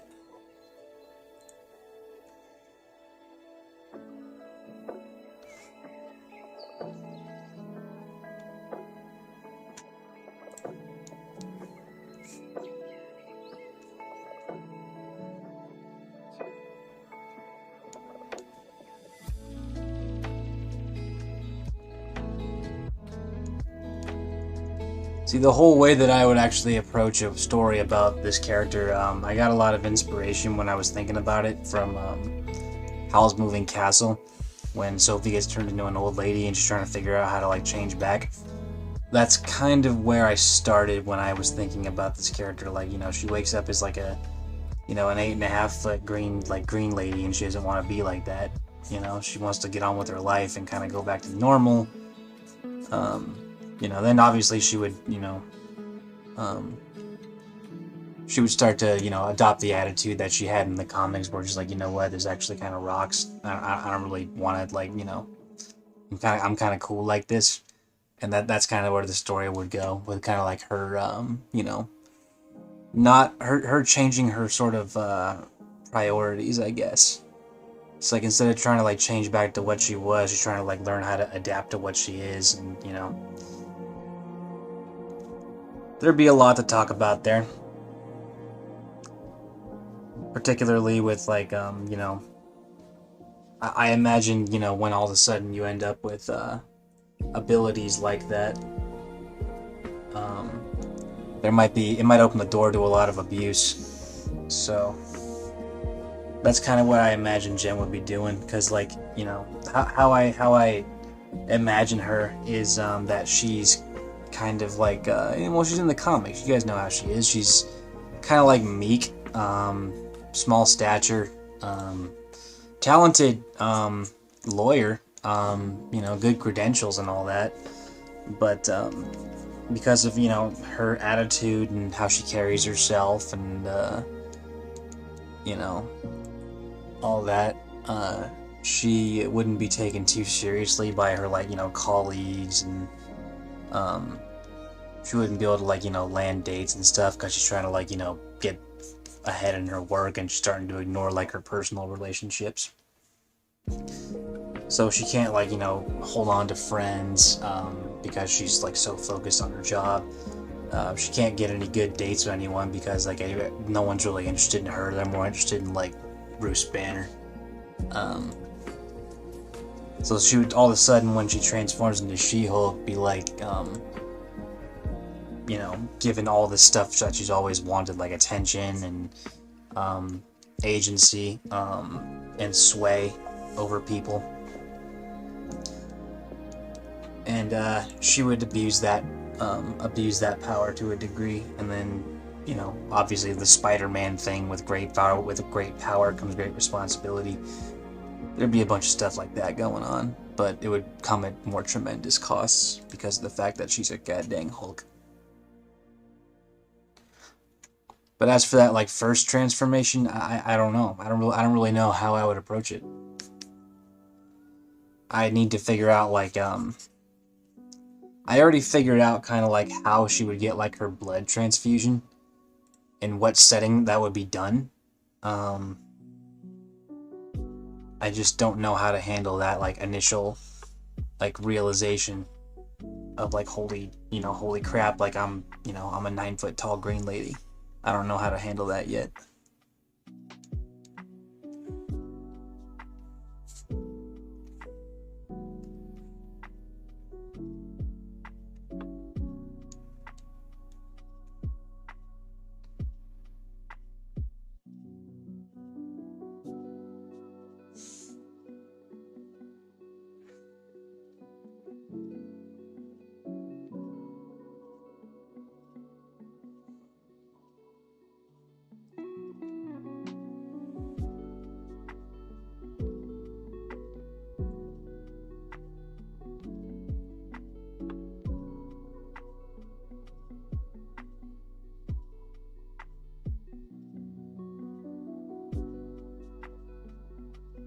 Overland Lord, no, I have not. Could you please explain that to me?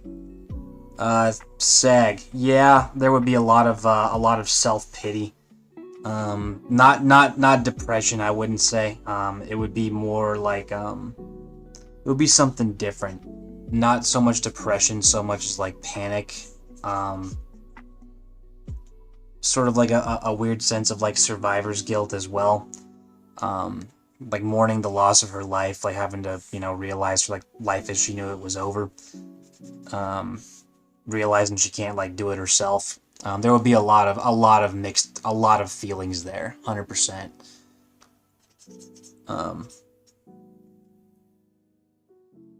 Bruce Banner would probably, he would be the one to kind of help her move move on with it.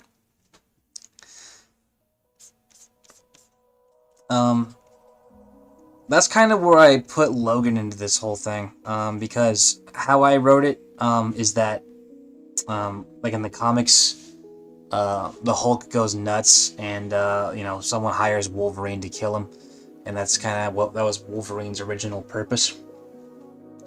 So that's kind of where I would fit Logan in, because, in the story that I'm thinking about, that still happens, Logan still fights the Hulk, and Logan defeats the Hulk. So Logan would kind of fit into this whole story as being asked to help out by Bruce Banner to help get Jennifer under control. Not under control, but kind of help her learn to manage her emotions a bit and learn how to fight and all that jazz.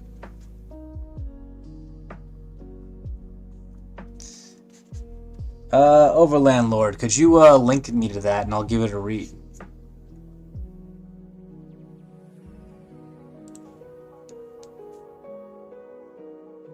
I'm always down to read stuff like that.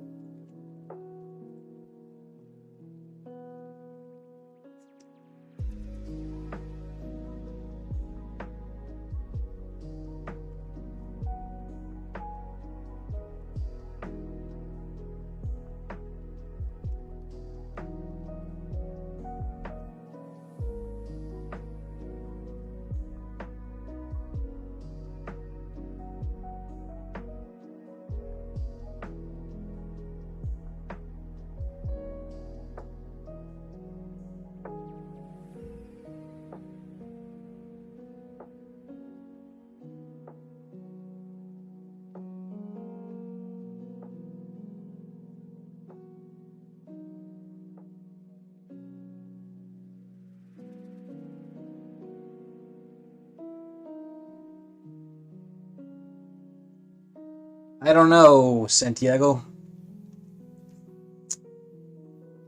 I kind of just take these things one project at a time, you know what I mean? Because there's no other way to do it. If I started planning, I have the next few planned out that will carry me through the next, like, you know, few months.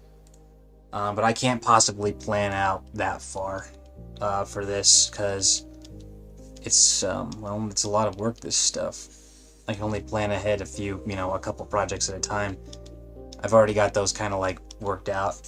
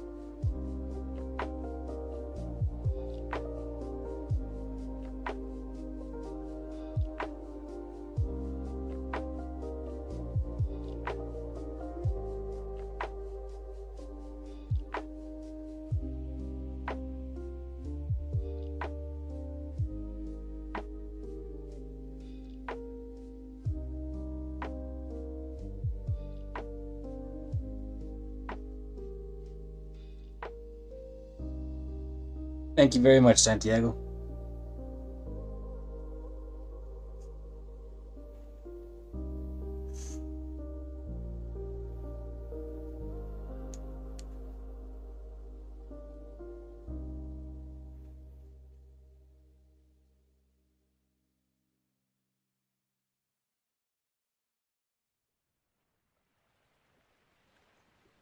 Yeah, whatever I end up making, you know, I'll make sure, you know, my max effort gets put into it.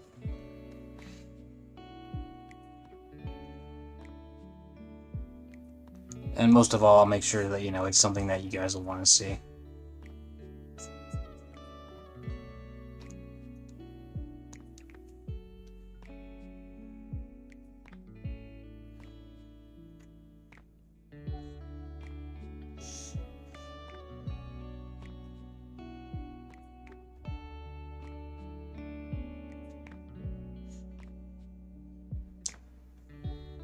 Santiago, I'd say probably her legs. Kind of like a thunder thighs thing going on.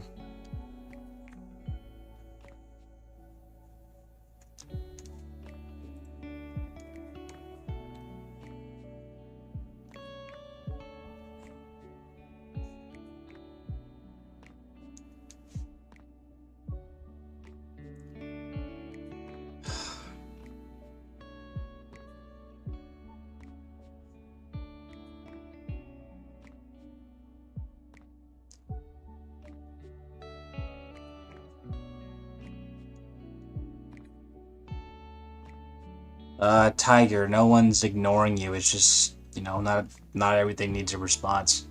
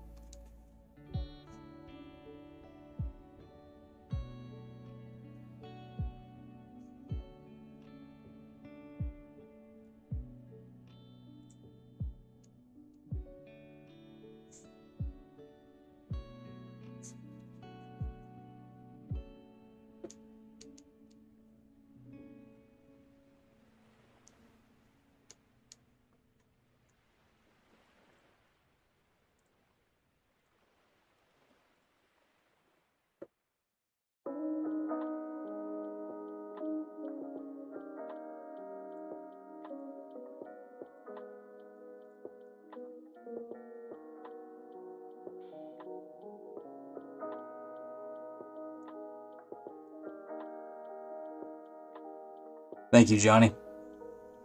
I like him too. I think that was a good call.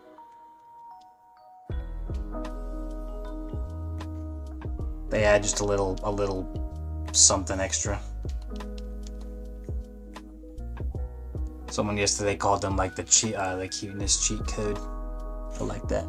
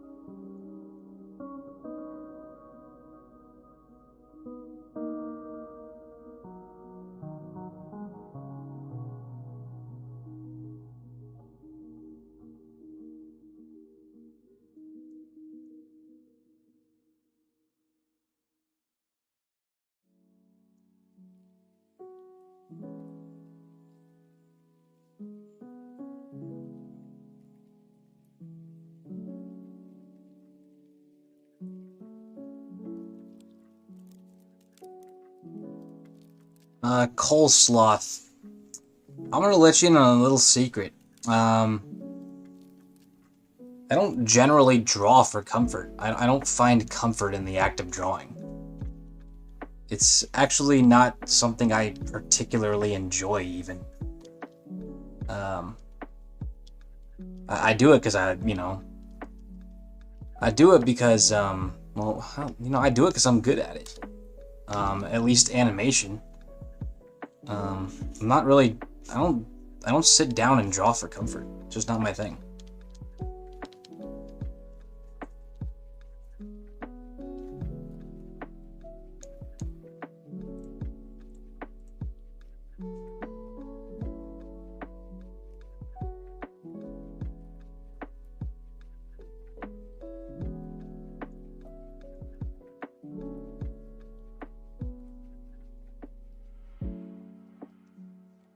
Yeah, like everyone's always, you know, I met a lot of people. Like sketchbooks are good to have, and I like to sketch, you know, once in a while, just to kind of, you know, brush up my physical skills.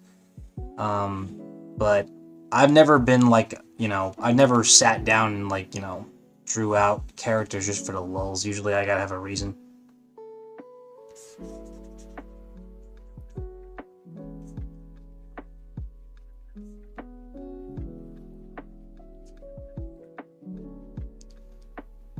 Santiago, it is a tablet strap because, um,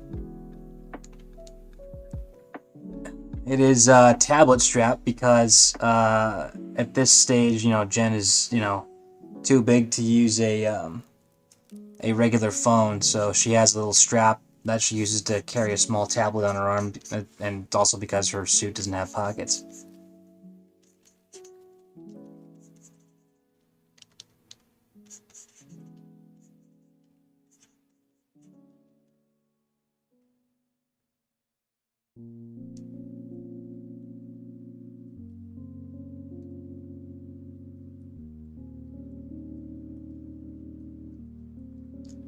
You mean like what would Jennifer do if she didn't turn into She-Hulk? Is that what you're saying? Because I mean that's such a major part of who she is, like the entire point of her character. So I don't know. I mean, I guess she just keep being a lawyer. Maybe she would be like, you know, a talented enough lawyer that she could, you know, represent people in superhero settings like she does in the comics. It's just it's like asking if Peter Parker was never Spider-Man. It's like, you know, who wants that? You know what I mean?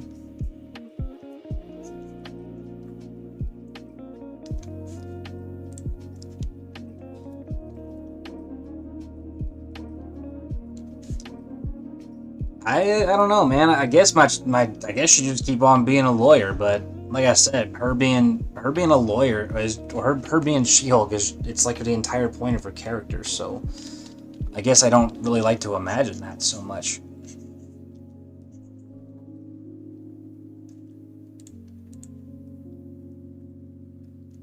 I'm not really looking for any more mods right now. I feel like we can get away with what we got.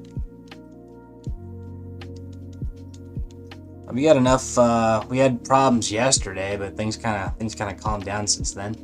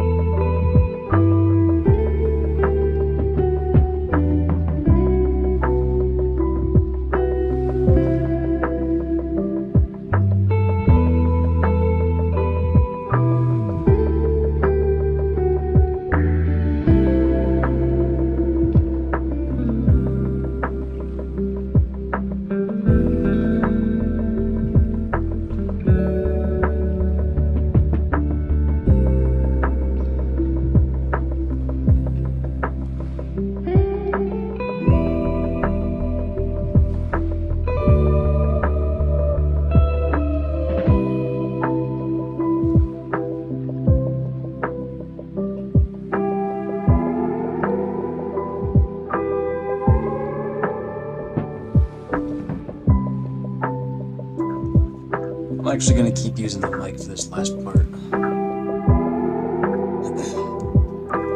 I want to answer questions, it's just, turn this down.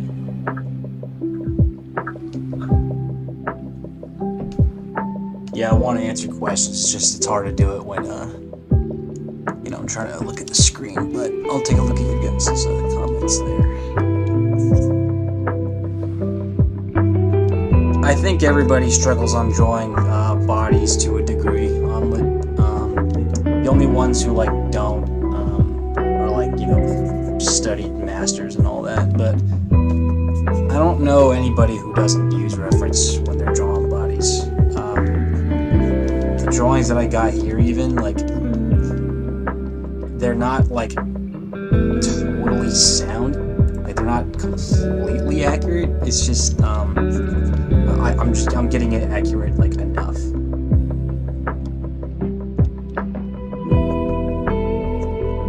Yeah, I hear you. I hear verdammt.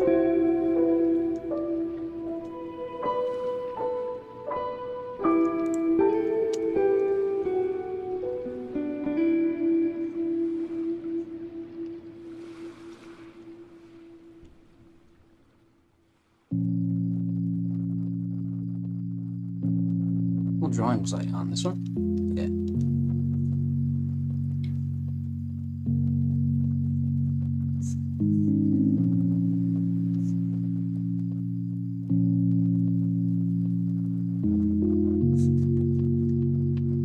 Thank you, Omelet. As long as you don't pause and look at it too deep, yeah, it's gonna look pretty good.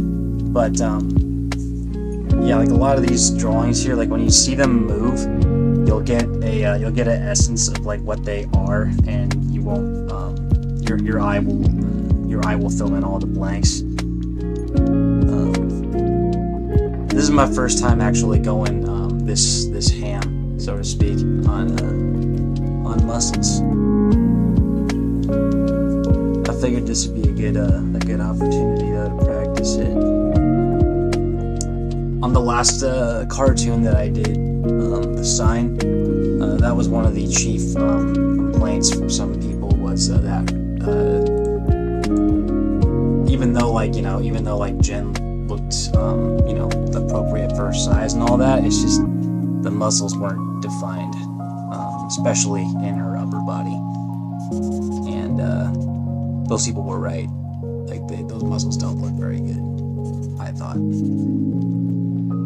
So, you know, I figured, hey, why not? I'll fucking... Oh, sorry for my language. I shouldn't be cussing. I apologize. Yeah, this would be a good opportunity to practice that.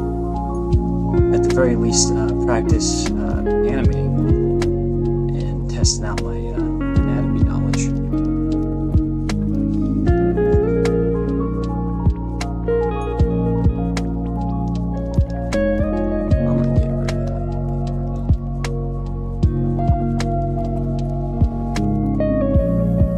Like, look at the hand, for instance. Like, if you look at the hand just on its own, like, it doesn't look completely, like, right. Not really. I mean, like, her hand that's hooking her bicep, and actually her hand that's giving the thumbs up. Especially this one. Like, it looks kind of weird, but luckily it only lasts, like, one frame. I don't consider it nitpicking. I consider it a completely valid observation. There are some who were nitpicking, and I just kind of ignore that, because it's like, yeah, like, you try animating this and let's see how you do. Those are easy to kind of like ignore, but there are some that like they're given helpful observations, for like helpful outside observations. And like I said, I personally thought they were right.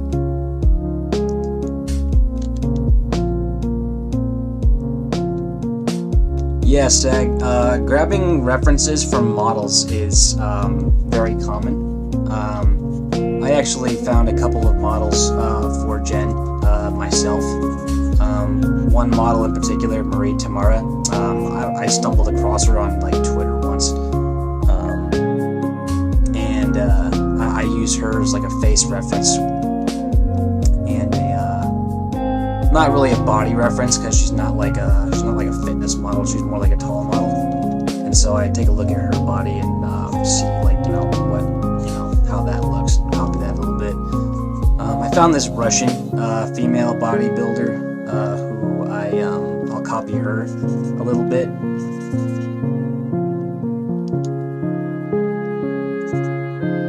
But mostly when I'm drawing her body, I'm more thinking about my wife. At least on the lower section, and that kind of helps me visualize it a bit. So physical models of some kind, any kind, and collecting pictures. Collecting pictures definitely helps. And you guys can't see it, but I've got 3 screens open right now. So I've got my Wacom tablet. Let me show you kind of what I see from my vantage point. So here's my keyboard and all that, right? And right here would be like my mouse, right? So my computer's off here, right? So here's what I see. I've got my giant Wacom tablet right here, right?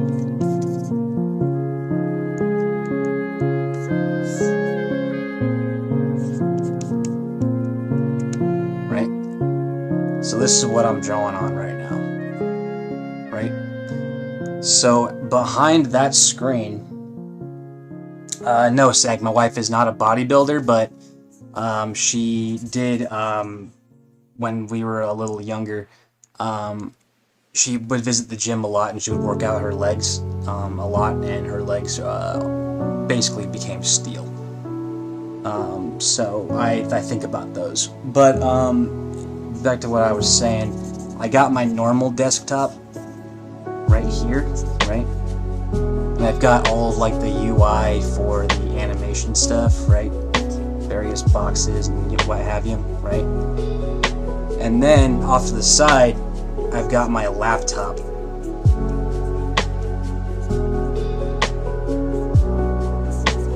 And on my laptop, I've got a bunch of like references and stuff. So I've got 3 screens open at once when I'm drawing. And then off to the side, I'll have various books and all that. I've got 3 books on the ground right now. But having more than 1 screen to work with definitely helps ease up the process a little bit.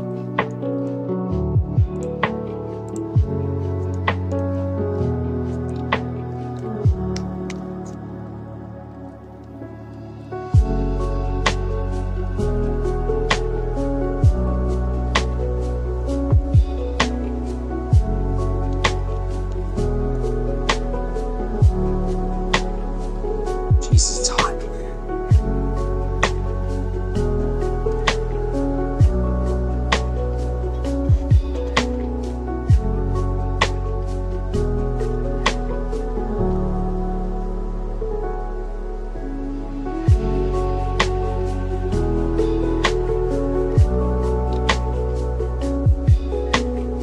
But yeah, trying to draw it all from imagination is,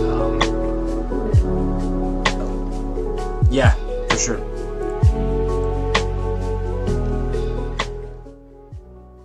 I think that helps a little bit. Sorry about that.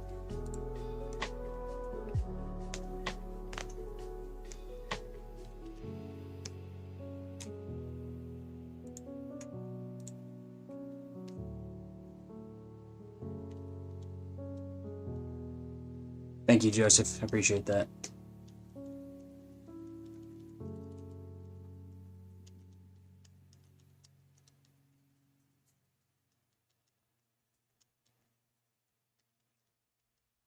But yeah, one of the most important things is getting a workstation that's comfortable for you.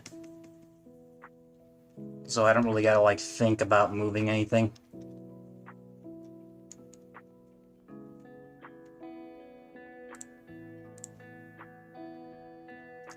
Sorry about that, guys. I had no idea.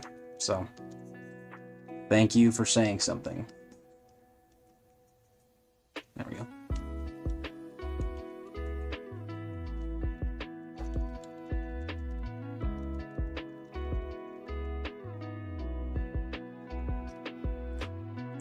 Alright, I've made it out of that first section. Let's keep going. I will do this one.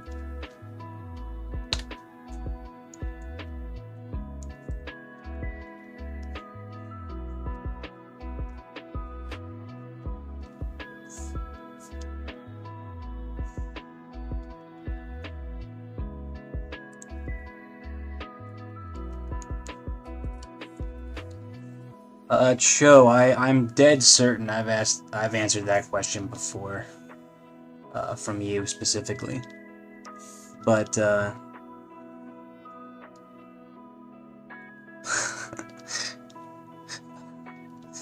Jesus, yeah, you got me there, Omelet. I was actually about to turn it up.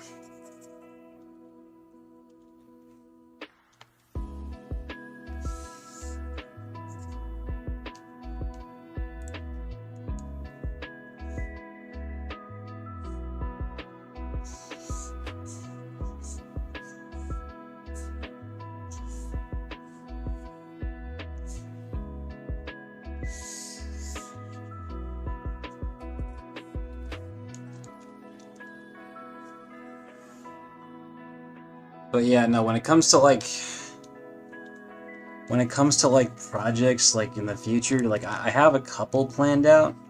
And you kind of never know what the future holds with this stuff. Like I could get like a job offer or something, or like, you know, work of some kind can pop up.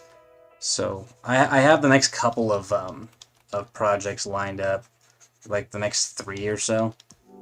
But I don't want to go past that. Because, you know, anything can change.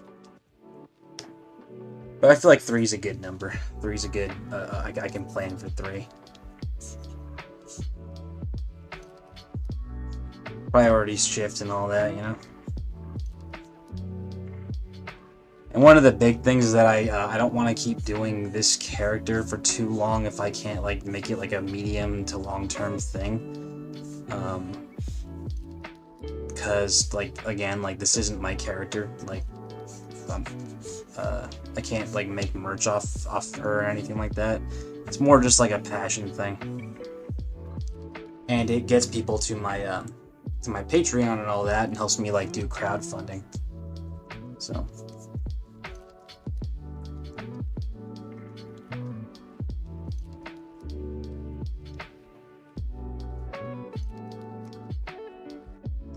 well, I appreciate that. I don't know if that will happen for me in the near future, because the whole industry is kind of in a downturn. Finding work is extremely hard right now.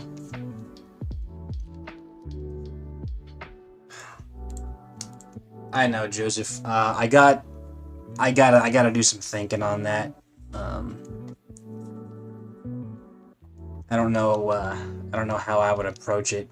I feel like the only way I can make my own OC that operates like Jen Walters, I would have to find like a good concept that isn't like a straight rip-off, you know?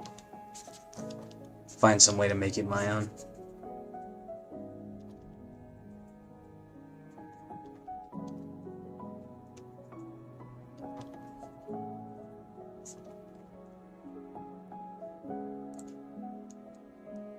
I'm getting a little faster and looser with the lines, because I don't need to be that. I don't need to be that exact with the in-betweens. As long as I get the line weight kind of like more or less right, then there's no problems. Let's see.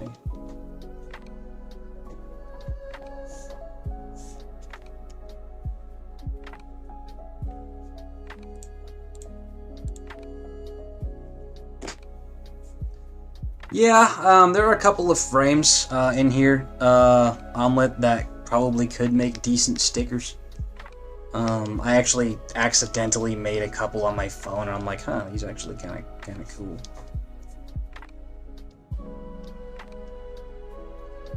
I gotta again be careful with that though, because it's like it's not mine. So if someone starts selling them for money,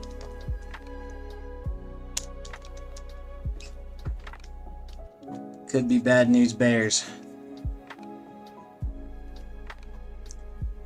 My kind of like vain hope, it's an entirely unrealistic hope, is that one day I will be able to utilize what I've done, and maybe make a pitch Bible and then go over to Marvel and pitch this. But that's unrealistic. I wouldn't count on it, but it's something that is possible.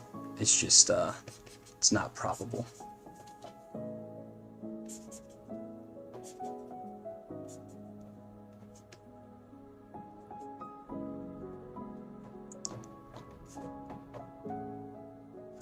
I could omelet. I think what a lot of people want me to do is make a character kind of like Jen Walters, like a buff female type.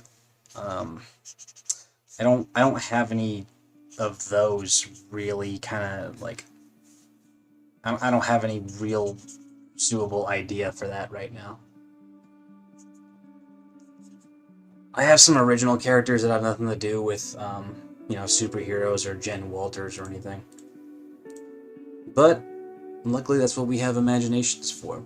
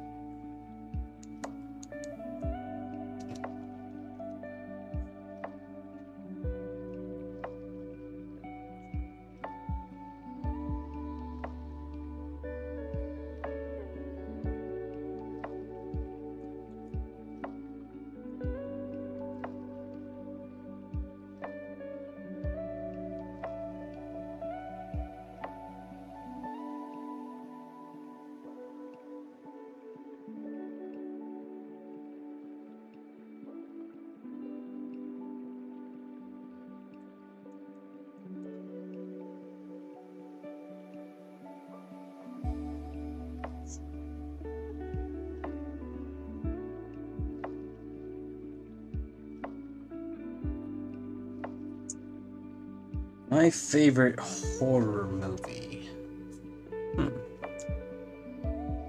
What's going on, Johnny? I don't know. Let me think. I don't think about horror movies too often. First one that kind of comes to mind is The Thing from John Carpenter. That whole body horror. The body horror subgenre is like my favorite because the idea of like messing with someone's biology is horrifying to me. So I kind of like that. The one that I watched recently that actually scared the hell out of me was Hereditary. That one was pretty spooky.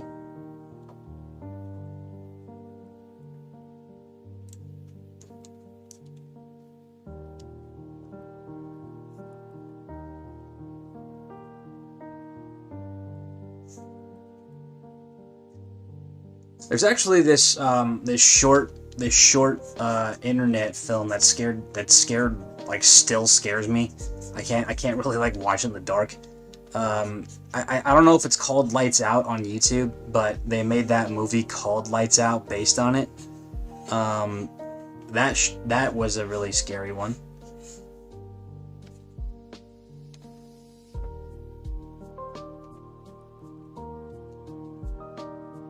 I can tell you more accurately my favorite scary video game.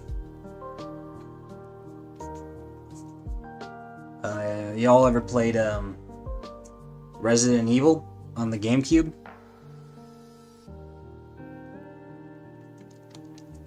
Not like the OG one, because the OG one didn't age very well, but yeah, Resident Evil, the remake. That one was not like jump scare like scary. That was just like straight horrifying to me, like psychological horror, constant state of paranoia.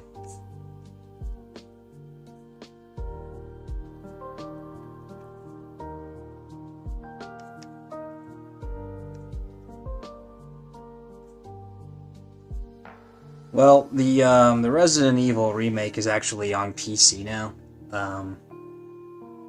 so if you want to do that to yourself.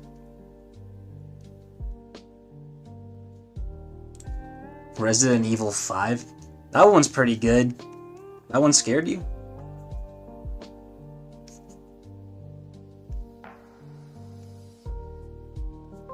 I played the heck out of Resident Evil 5. I never really scared me, but it was still super tense.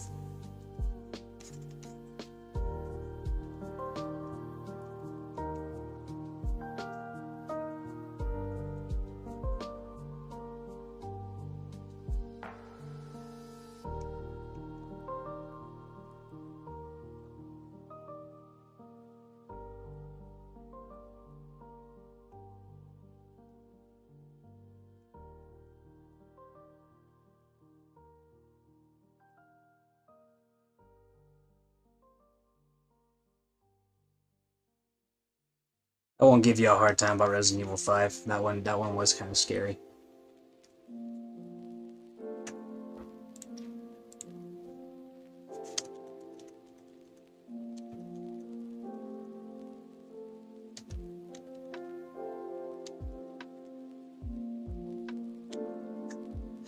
Midsummer.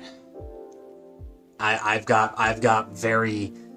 got very interesting thoughts about that movie. My wife loves it to death. But I do too, because my wife likes it, but I think it's a little ridiculous.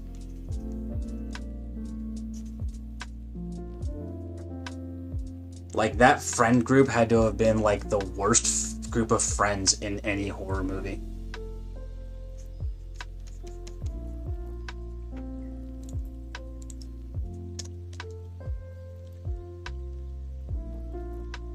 That doesn't look right. Alright, let me go ahead and change that.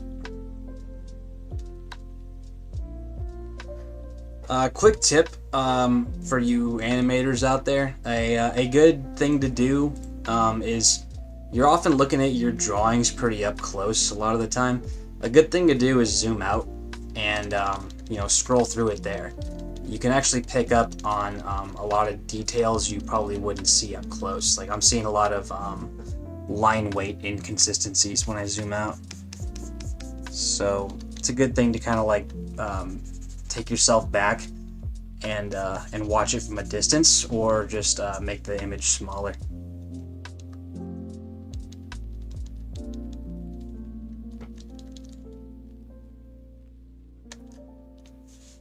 I have not seen Tusk, but I have seen several videos about it. That was a little ridiculous.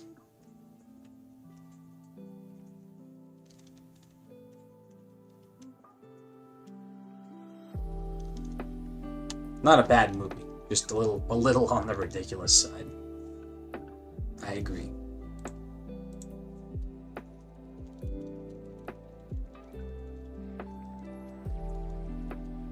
So what I'm probably going to have to do when the cartoon is kind of getting closer to completion, I'm going to need to go through the entire thing and make sure that the line weight is the same across the board. It doesn't got to be exact, it just needs to be somewhat similar.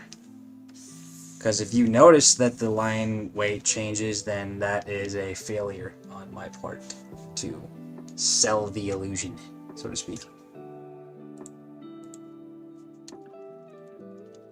But as a whole, it's looking fine.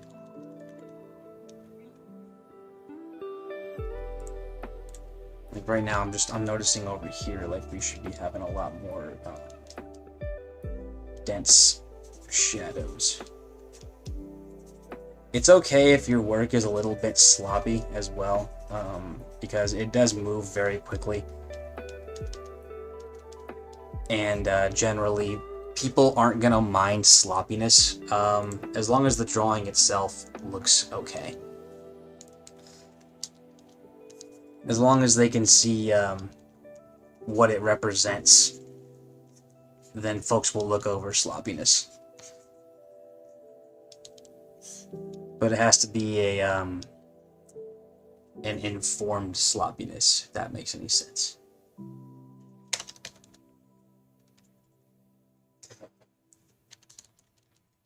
There's actually an interesting quote that my teacher at school, Mark Eanes, he's a terrific painter. I'm not a painter, but he is, and he ran a introductory drawing course at my school. And I didn't necessarily need it, but I took it anyway because I could always you can always practice the basics over and over again, and it will help your game out. But I'm sure a few of you have been there where you feel like your drawings are kind of stiff. And generally what causes that is fear of making the picture not look as good as it can. You want to draw something nice, and that gets in your head. I'm guilty of that too. Pretty much all artists of every medium are guilty of it when they start out. The quote is, "We are not here to draw pretty pictures." And when he told us that, I didn't quite understand what he meant at first, but what I took that to mean later was you can't be afraid of what you're doing when you're drawing a picture, because guess what? You're gonna get stiffer, and your drawing is actually gonna look more lifeless.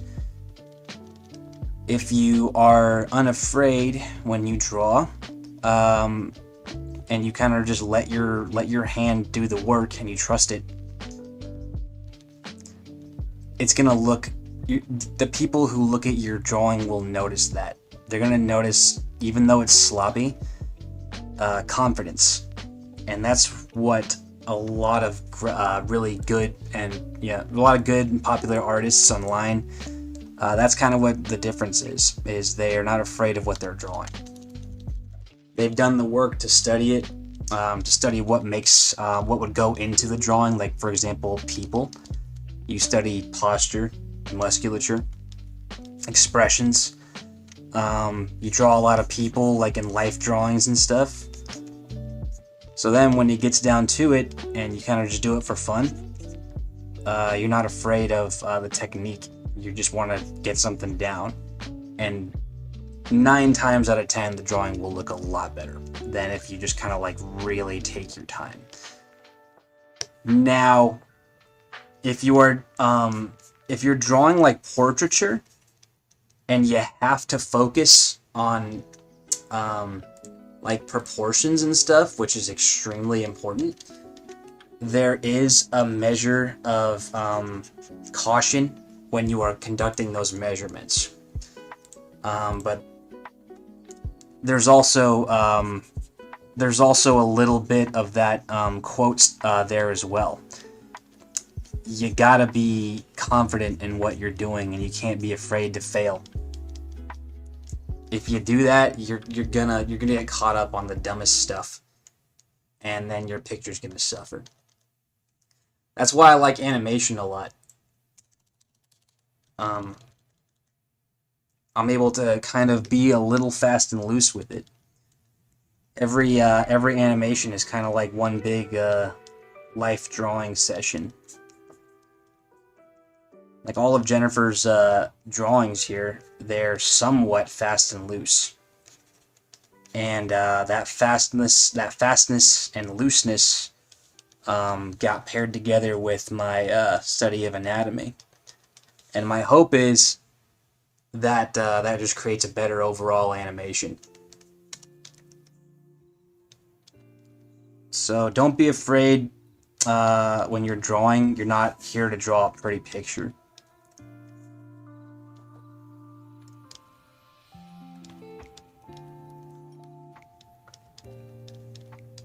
You're here to get an idea across.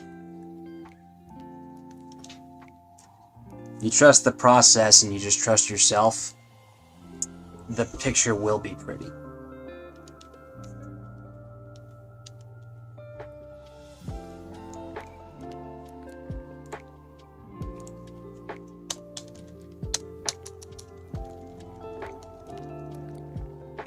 A lot of my older animations suffered for that. I was really, really cautious with my drawings, and the animation itself was fine. It's just the drawings they left a lot to be desired. That's also one of the animation principles too. You need to be a good draftsman. So before you even animate, in my opinion, well, not before you animate, but as you're learning to animate, you need to take a step back as well and just practice basic draftsmanship. Go out and do like life drawings and do several exercises to work on your line confidence.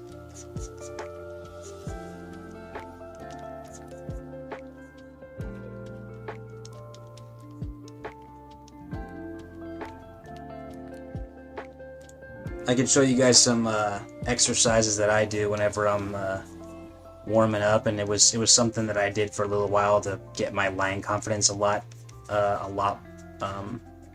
more nailed down. I'll show you guys that later though.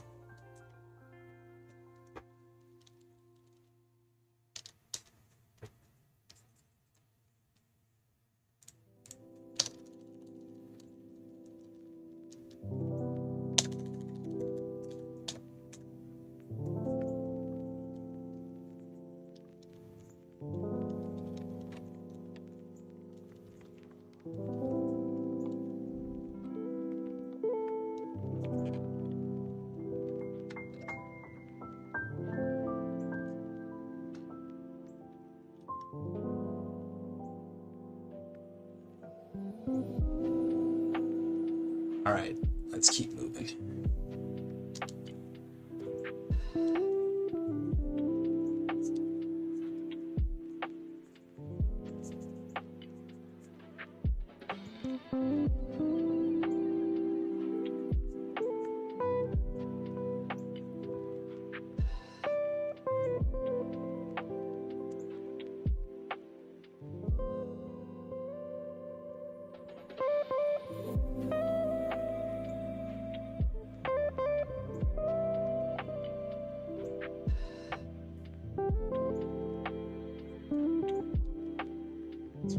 You know, her forearm gets a little bigger here, but I'll let it slide. It kind of helps sell the arm coming towards the screen.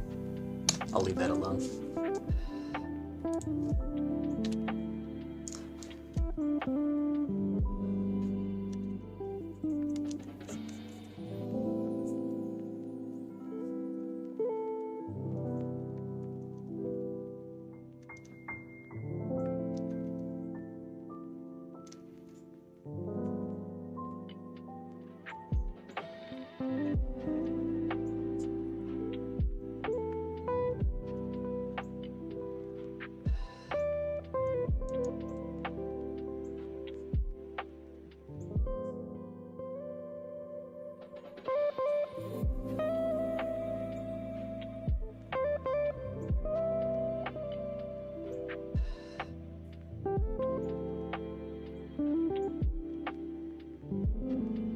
Sorry for my little spiel there, I got a little preachy.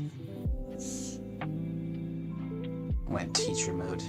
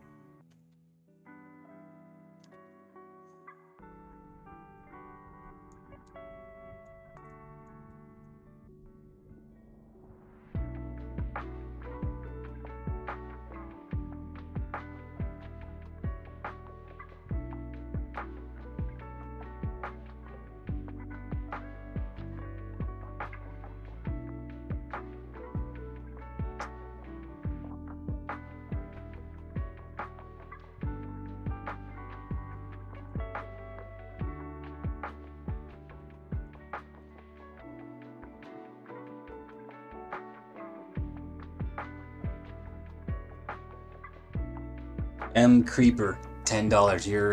You're too generous, man. I really do appreciate that. I'll go ahead and react to that for you. Every little bit, like I said in the chat already, it's true though. Every little bit helps here. It helps keep me going just a little farther. I really do want to get this out to you guys like as soon as I possibly can, and I'm working as fast as I can, without like sacrificing too much in the way of quality. So I appreciate those donations. Crowdfunding is how a lot of us animators are just trying to make it meet. You know what I mean?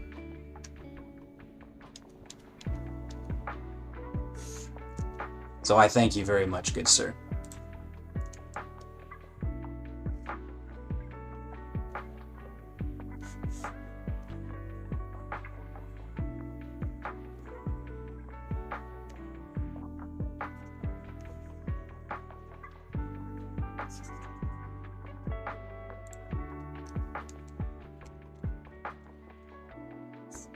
All things considered, we're actually making really good headway today. Like I've already got a lot farther than I thought I was going to.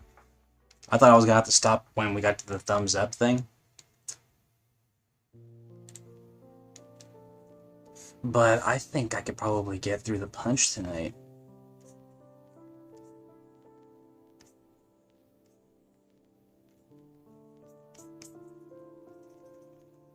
If I can get through the punch tonight, then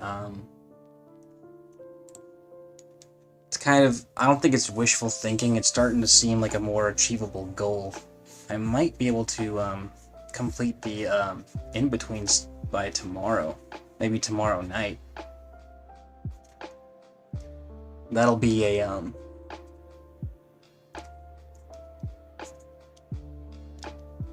once I do the in-betweens, I mean that's like a huge milestone, man. Like that's like the big, aside from shading, which is gonna be a big job, it's gonna be like, that's like the one of the main heavy lifting parts of the whole cartoon is in-betweens. I hate them so much, man. It's good drawing practice because I'm kind of keeping it fast and loose, but like the main thing that's interesting about animation to me is discovering a character's how a character gets from point A to B, man.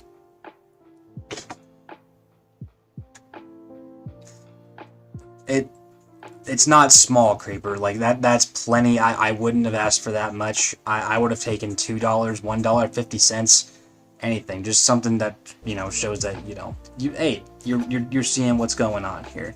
I appreciate you recognize how much work this is.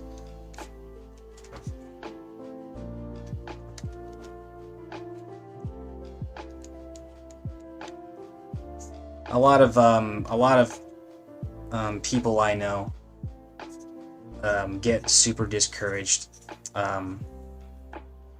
because there's still this idea that we kind of got to deal with where people still think animation is easy. Like they still think that, you know, because it's a Disney thing or it's all just a cartoon, it's not like real like cinema or anything. Like it can't be that hard to do. It's a general populace thing, and it's also like an executive in the studio thing. We're all still having to contend with that, and it's disheartening. We figured we would have come a lot farther than that by now. But I'm glad to know that there are people out there who get it.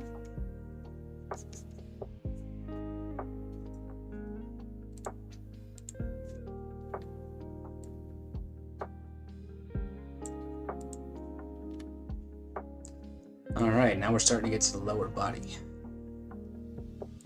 So I'm going to stop it there and we'll draw that there so that way I know that's where I got to stop drawing.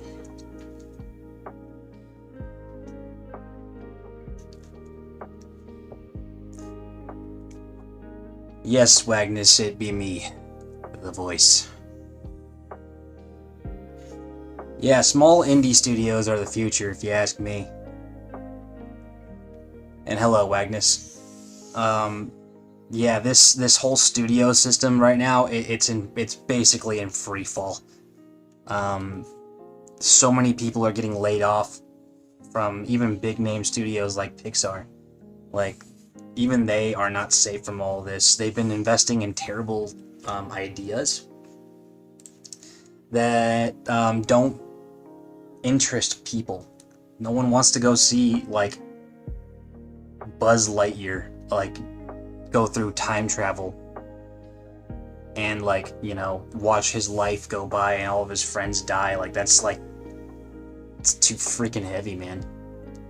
Buzz Lightyear's supposed to be, like, a, you know, a cool 90s action hero. So because they keep greenlighting like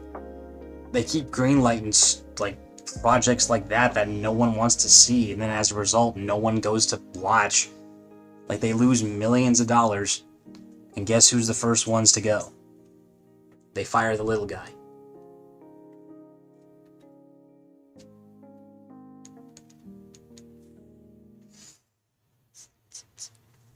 So everyone wants to go work in a studio, but no one really wants to. It's sort of like it's what they condition you for at school. You know, go out there and get a job in a major studio somewhere.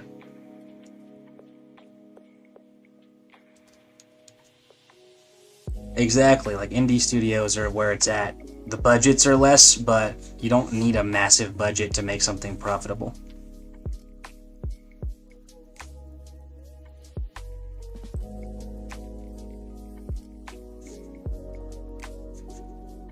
The people who've been saying 2D animation is dead, I don't generally call them idiots. I don't call people idiots. I try not to call people, like, bad names, but those people who say that are genuine idiots. Like, 2D animation's never gone anywhere. Like, it was never, like, in America, a lot of the studios just refuse to do it because it's expensive. It really is expensive to make a 2D animation. It's not cheap. You guys can see just how much work I'm putting into it, right? And it's slower. It's a slower process than drawing or doing 3D, and that scares a lot of studios off. And so as a result, like, America's fallen so behind on 2D animation. Meanwhile, like, in the early 2000s, we had, like, sleeper hits like Treasure Planet, and we had The Prince of Egypt, which is, like, my personal favorite 2D animation. Period.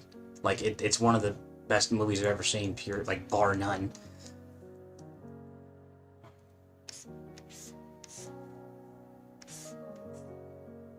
Yeah, it was abandoned. And it's making a bit of a resurgence. So that's kind of why I'm glad to be doing what I do at this stage, because there's a lot of people out there doing it now again, and we don't need to go through the big studios to get it.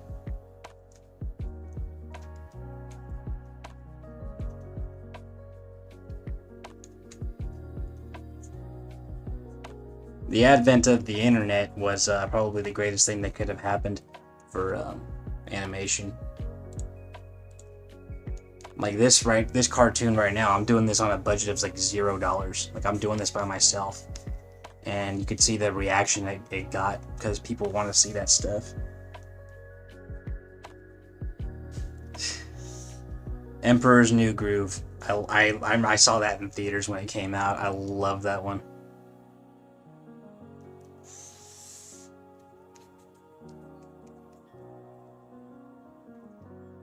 Cusco,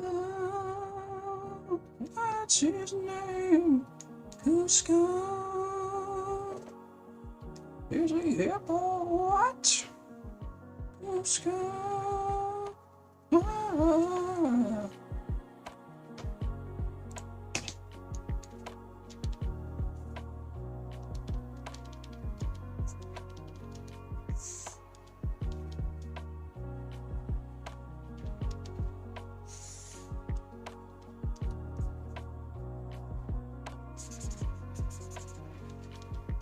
Hercules is pretty good.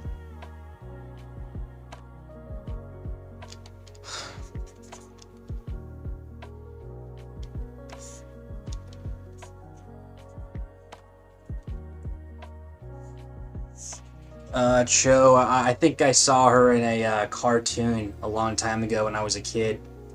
And I also saw her in Marvel vs. Capcom.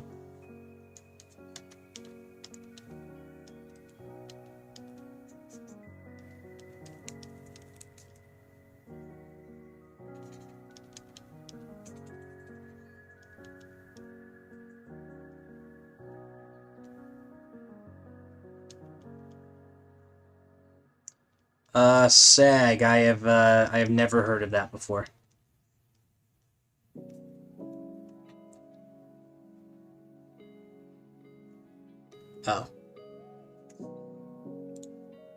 Oh. Which one? I feel like I've never been a huge Teenage Mutant Ninja Turtles fan. Like they're cool. It's just I never much cared for them.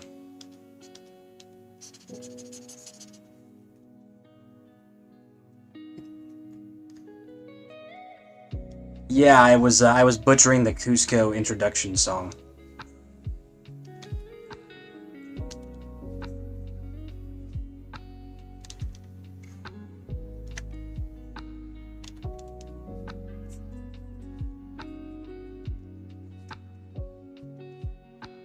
From the Emperor's New Groove.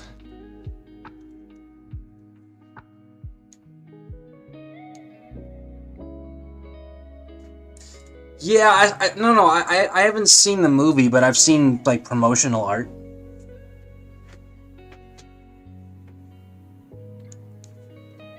Looks great.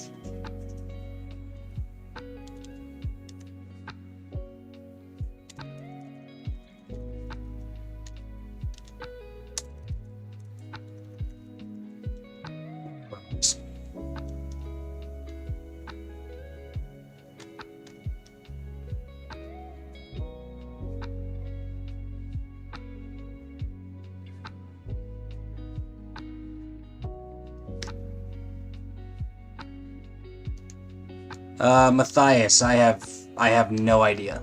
I'm sorry. I have no opinion on that.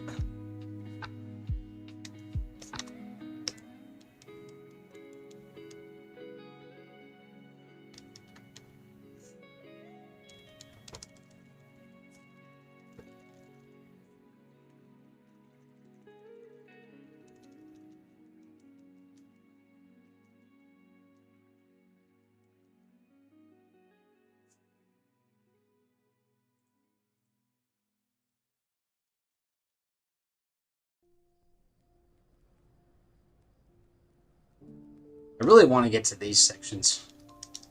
There's a lot of fun stuff going on here.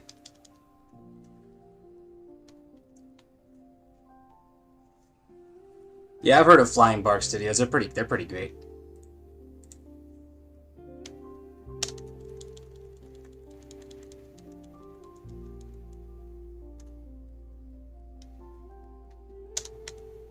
Alright, let's do some more. I got, where's my goal? I believe my goal was right here. Now I'm 5 drawings away from that. I'm gonna,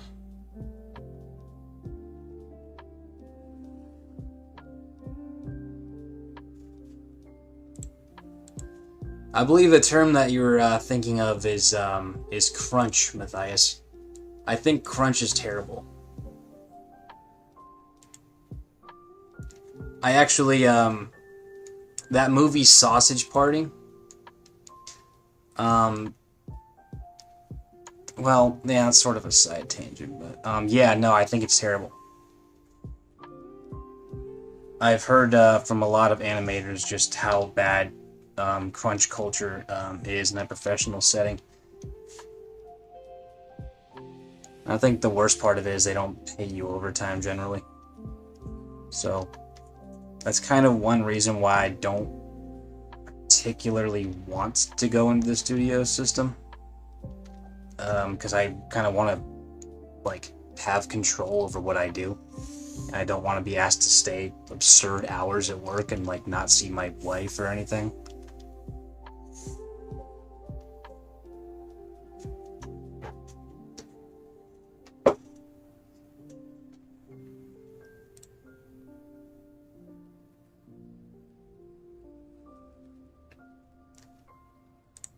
Cho, what do you mean in animation error?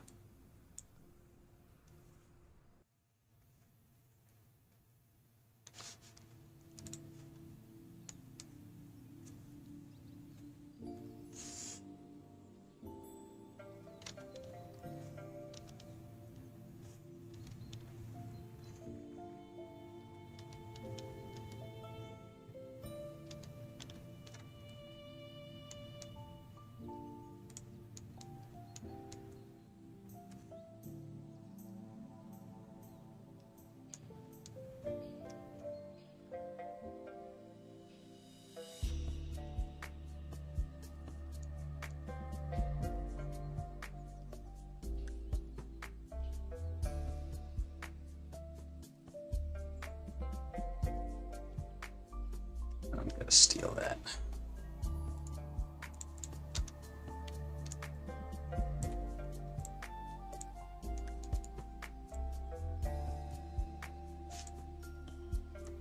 Do you mean, like, have I made a mistake while animating? So, I mean, if so, I mean, yeah, I make them all the time.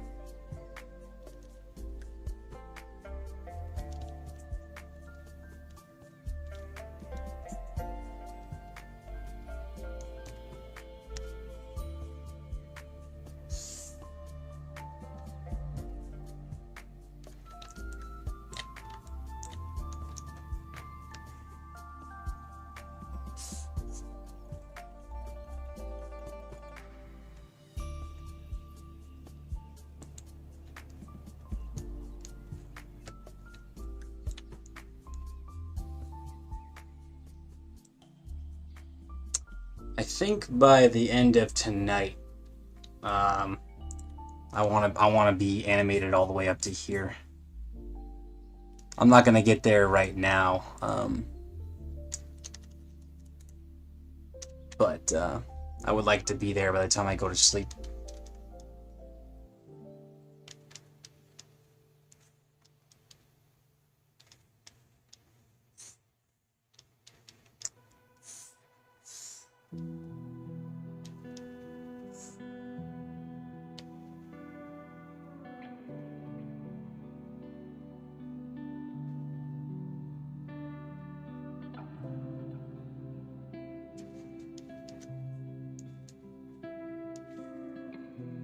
I think I know what you mean. Yeah. Like I said, I make mistakes all the time. And, I have gone back to old works and was like, oh, wait, I didn't see that. Whoops.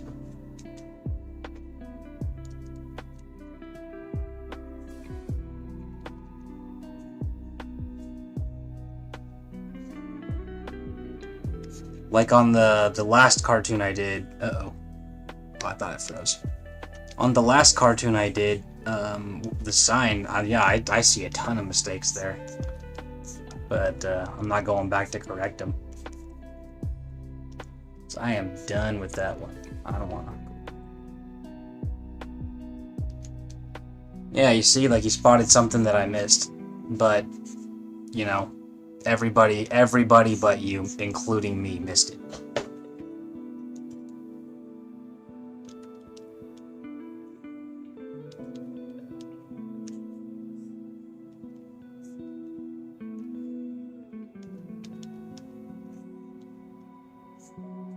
It's kind of one of those deals where it's like, just let it go and, you know, try to overlook it next time. Everyone, I think I've, like everyone makes mistakes like that. I've even spotted a bunch of them in the old Disney movies. It's just, one of those facts of life.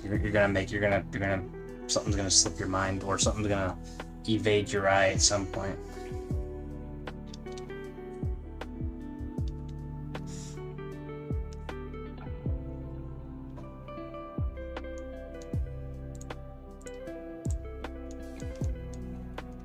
No way around it, man.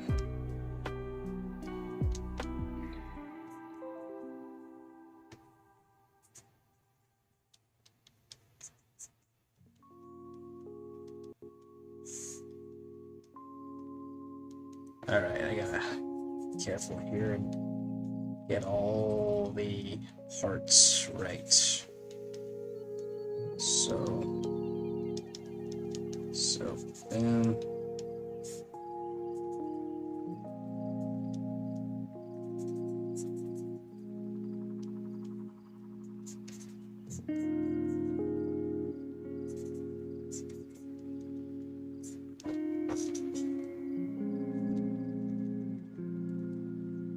Should probably envelop that in a little more black.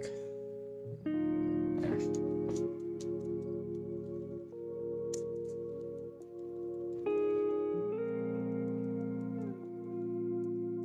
That's more or less okay.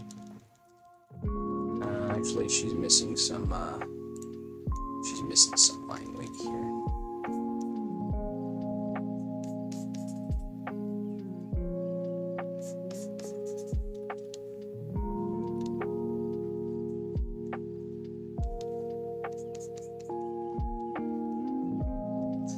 I'm probably gonna need to come back to this section and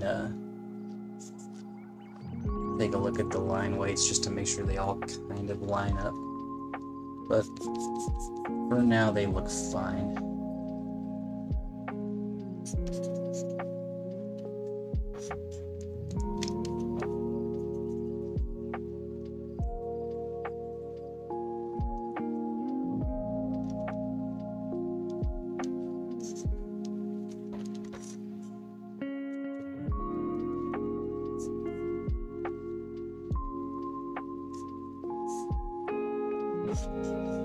God damn, my neck.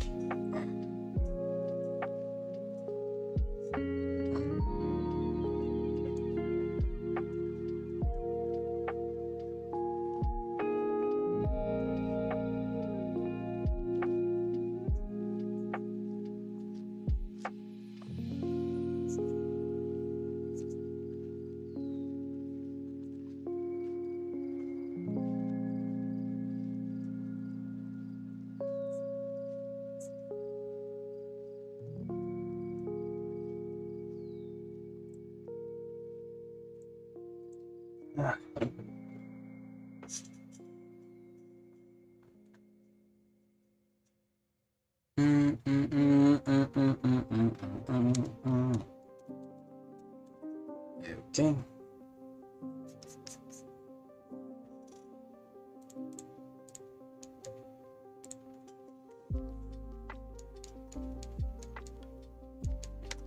Okay, I'm gonna get rid of that. Actually turn that off. I'll be right back. I'm gonna go turn the air conditioner on. It is super hot where I live. Give me 1 second.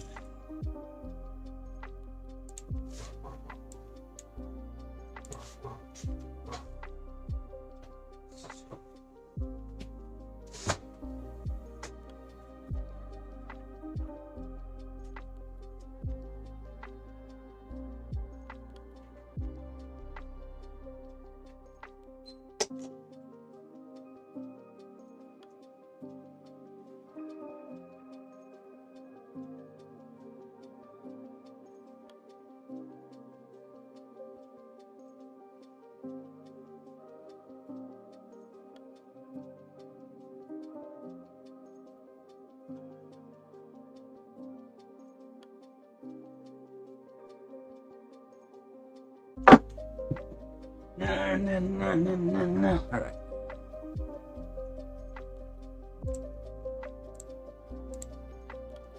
Where am I?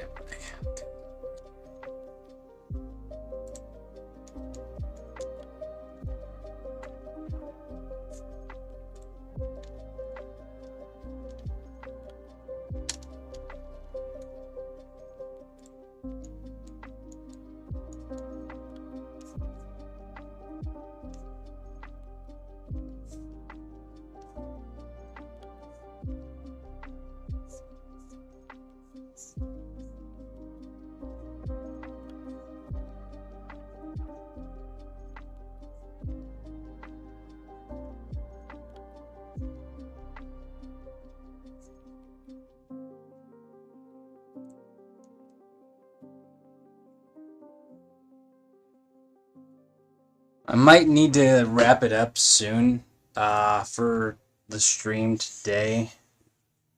I need to go get my wife soon.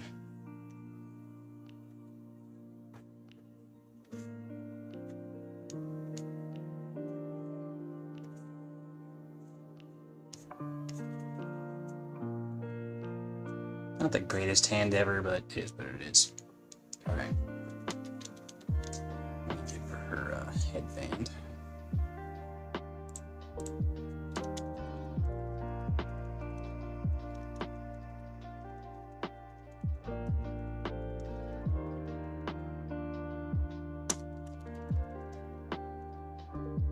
Huh. I just noticed the second Joe, I've answered that question plenty of times. I just don't want to answer it again. Sorry, man.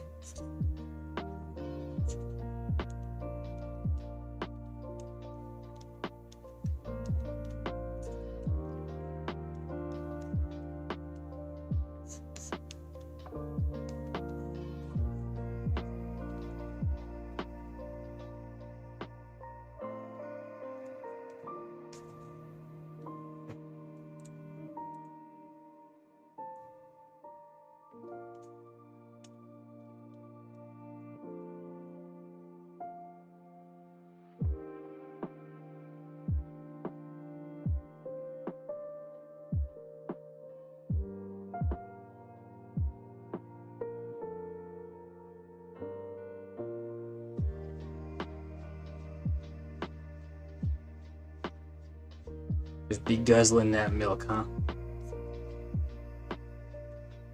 I dig it.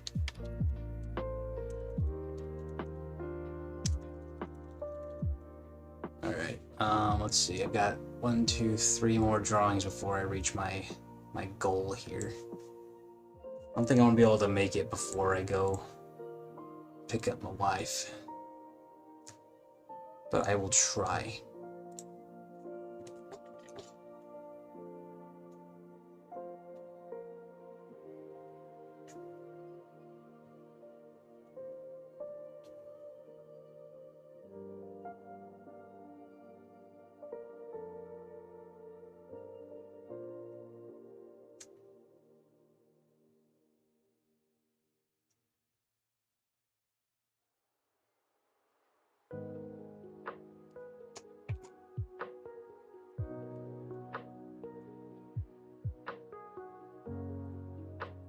Because milk is delicious, Joe. I personally am quite a fan of milk.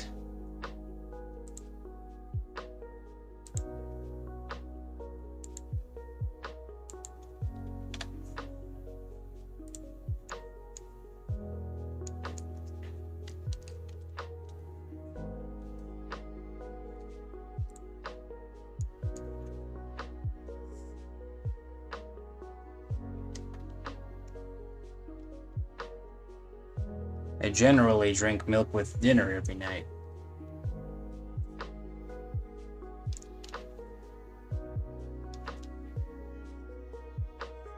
My favorite used to be whole milk, but my wife likes getting me 2%.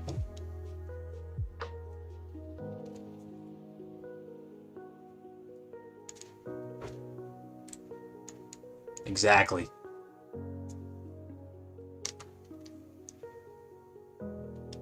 I could take chocolate milk sometimes.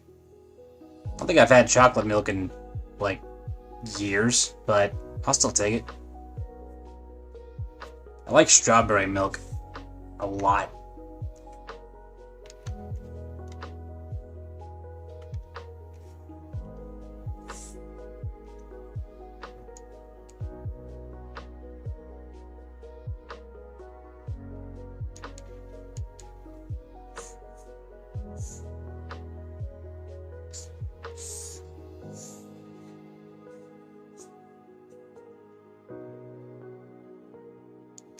Oh, hell, I never played Psychonauts.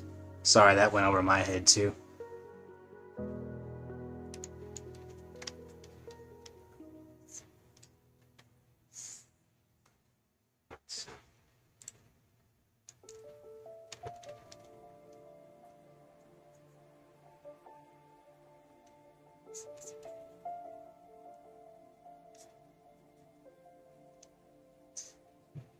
Yeah, sorry, Goji, you are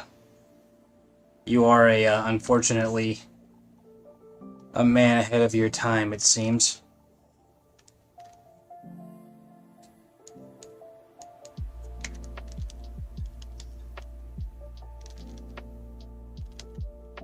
I'm gonna steal that one.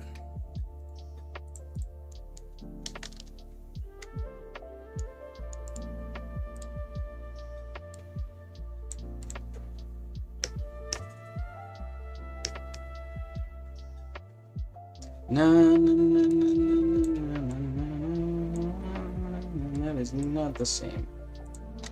Yeah, it is. The same enough. I'm probably gonna need to stop, just to stop, pretty soon. I feel like I'm gonna start getting careless. And then I'm gonna start making mistakes.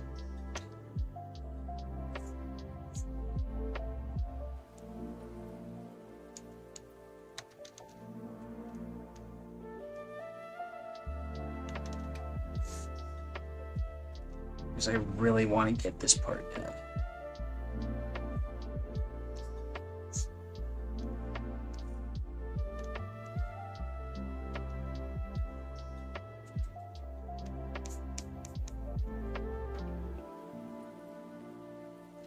I'm not overworked. I'm starting to feel like I'm hitting my natural endpoint here. I think discussions of milk are perfectly valid in today's climate. So if you guys want to keep talking about milk, I actually encourage it.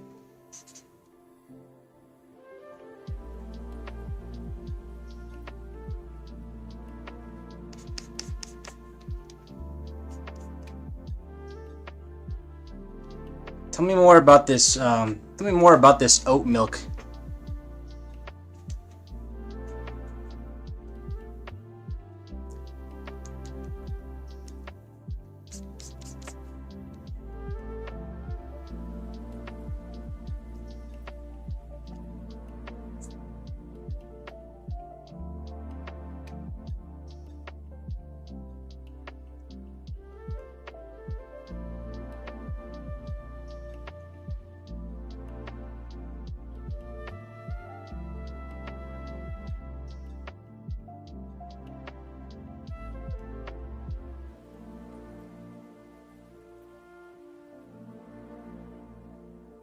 I open the floor up to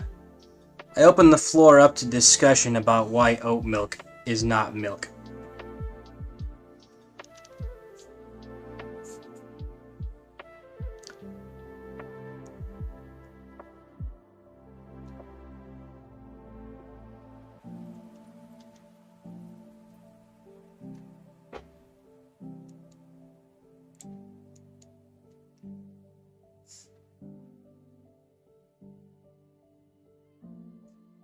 I'm not going to answer that question right now, Cho, because we are currently discussing milk.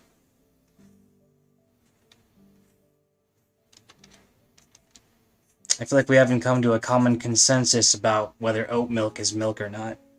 And I refuse to move on until we come to an understanding of some sort.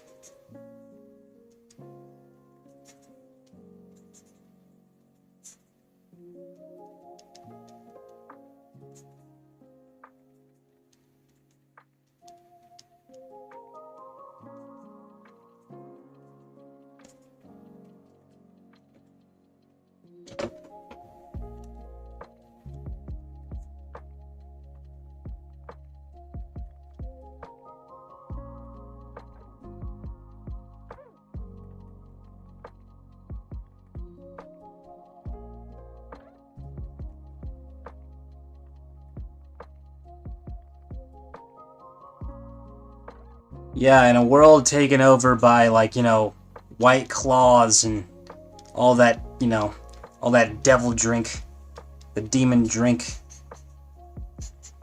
A glass of milk once in a while would probably save a lot of lives.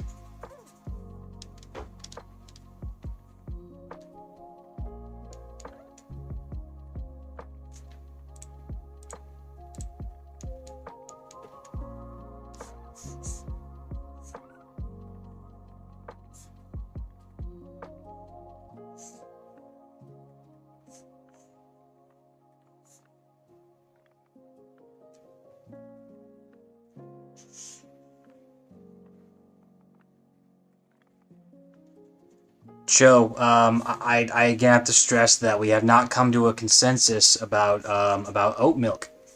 So, our hands are kind of tied, man. I think it's an interesting debate.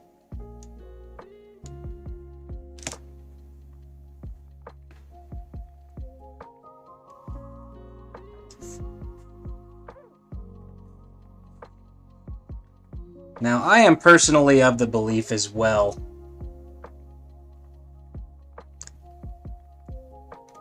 I'm personally of the belief as well that oat milk is not real milk. I know it has milk in the name, but you know, that's kind of the point. It's all a lie. Well, unfortunately, Joseph, it is a hill you're gonna die on because you're wrong.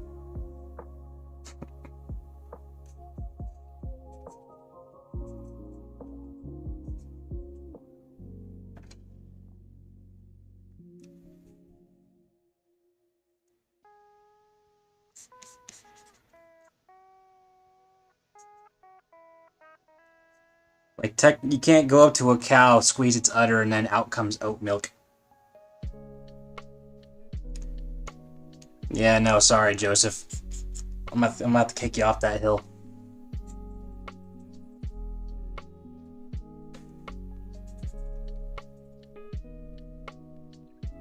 Oh yeah. I bet you had no idea that you were among enemies. I was kind of hoping this day would never come. Talking about milk, I knew once I did that, my career was over.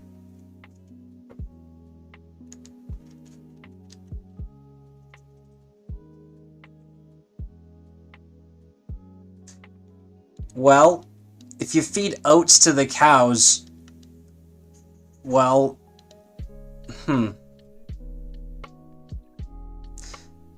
it doesn't mean the oats come out of the udder at that point.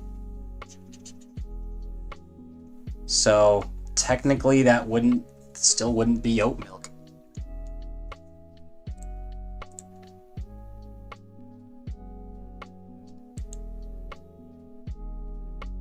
See, now the udders for almonds is an interesting tidbit, because, you know, milk comes from udders and almonds have udders.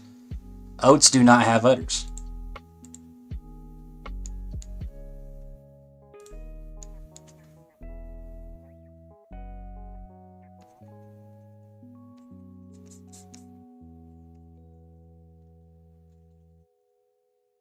I wish my wife were here. She would have a lot of thoughts about this.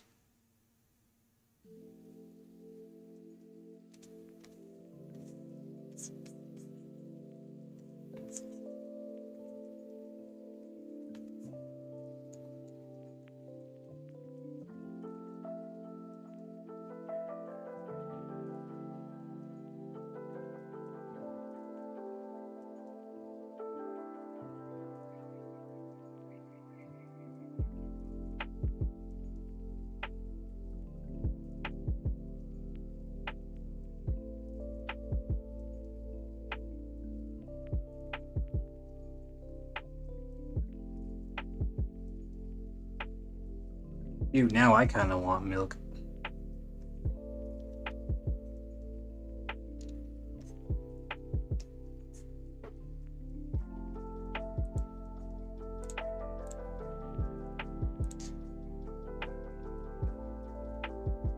See, I don't think any of us said that oat milk was any better or worse than almond milk. We were just saying that it just isn't milk.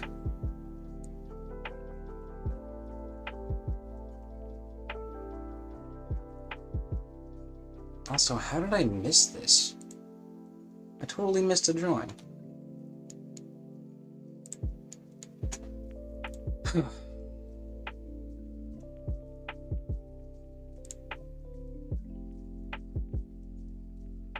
Cole, I'm with you.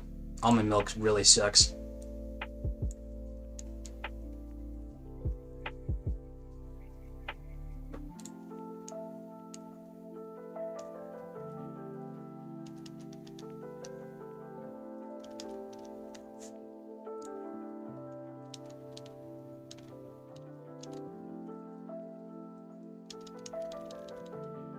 You know what? I think I might go back to these drawings later. Add the rest of the legs. These might make for interesting, like, screenshots or stickers or something.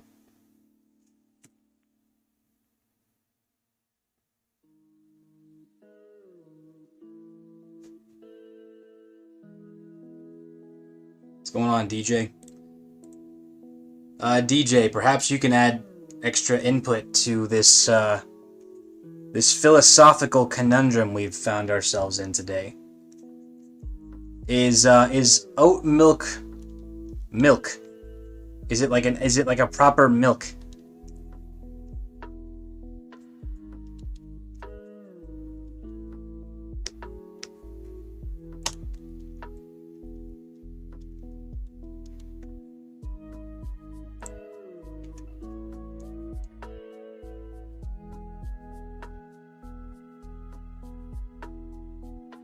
You couldn't pay me enough to make her chug that garbage. Sorry, buddy.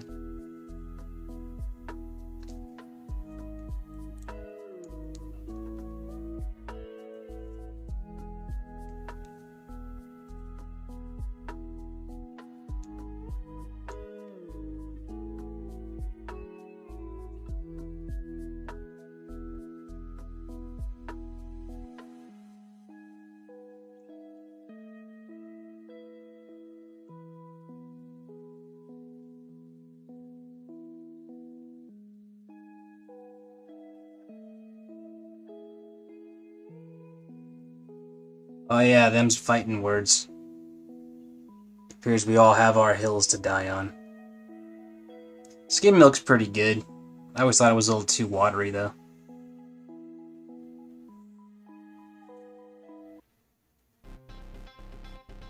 In 2024, the Oh no, DJ. We're not asking like whether you whether you like it. We're asking whether it's milk. So you never miss an episode. Like, does it fit the definition of milk? Hear that? That's the sound of Highland's intelligent content solutions turning process into progress, freeing up the mental space for whatever you need. Highland, for innovators everywhere, visit highland.com.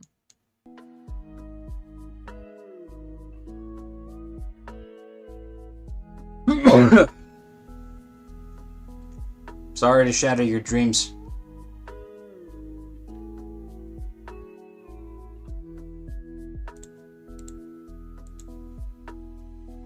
Vapor, we have some people in here who seem to think that almond milk, I'm sorry, not almond milk, oat milk is milk. We've had some people try to move on to deflect and avoid the seriousness and the conflict that arises from discussions of such importance, but I refuse to let us go on as a community without coming to an agreement.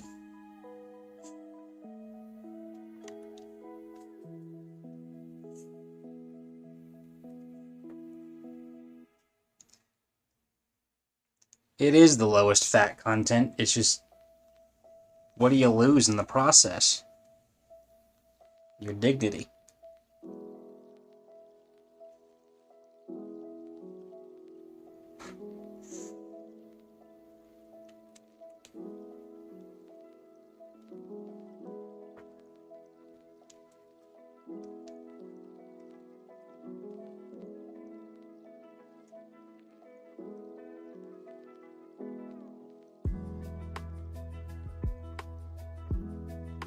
Oh, maybe some Canadians here can elaborate if we have any. I never heard of that.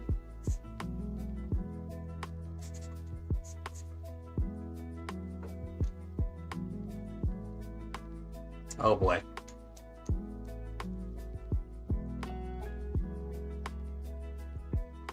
No, no, no, no.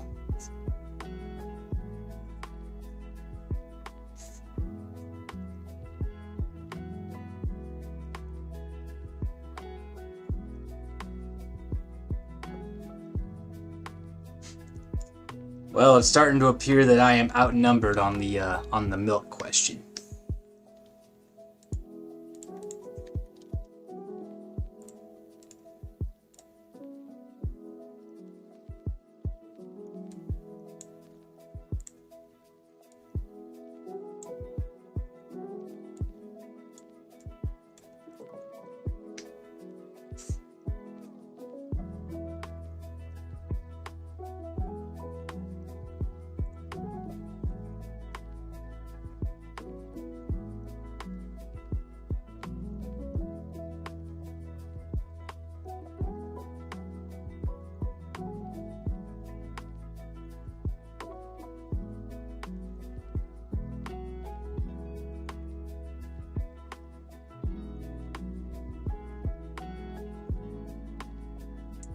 I don't know, Joseph, because you got DJ over here saying it's milk. You got some back up there. I just think you're both wrong.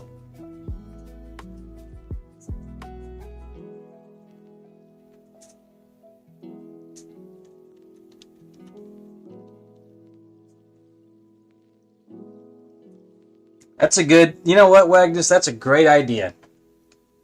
Let me go ahead and get that going. I don't know why I didn't do this a long time ago.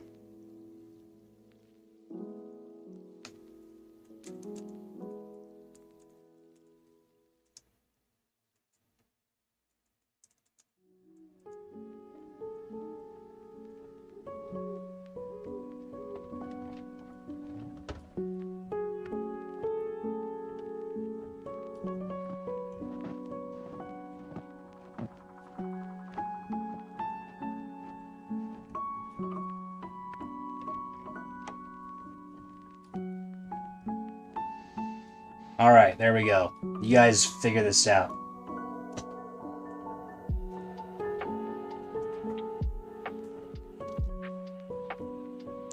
I would cast a vote myself, but it doesn't let me.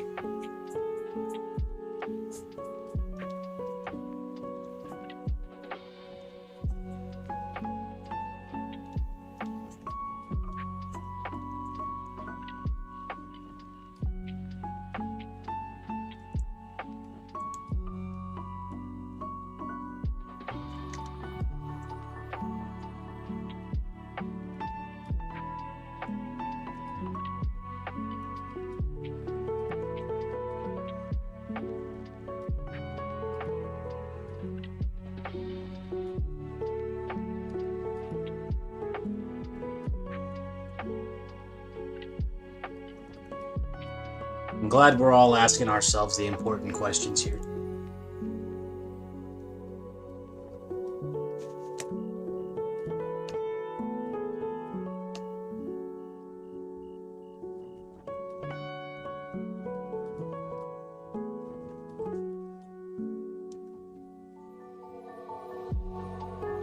So I agree with your brother, DJ.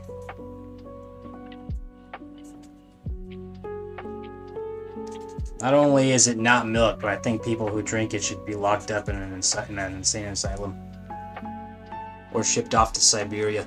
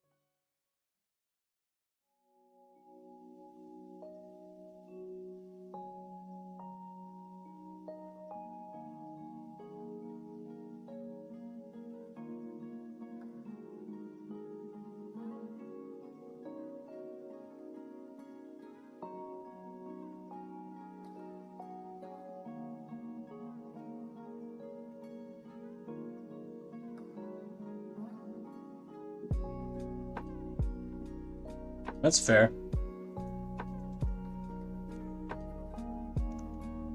I personally will not touch oat milk or almond milk until my wife forces me to.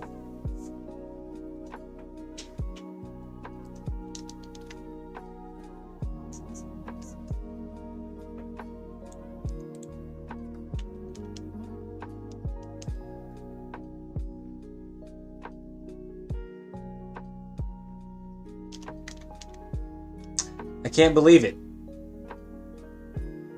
The poll is 50-50. That's amazing.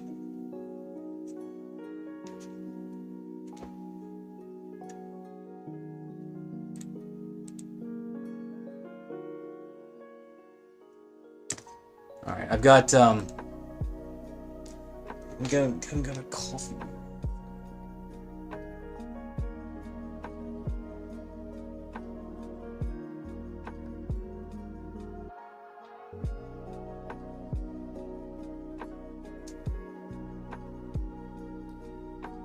There we go. She's on her way.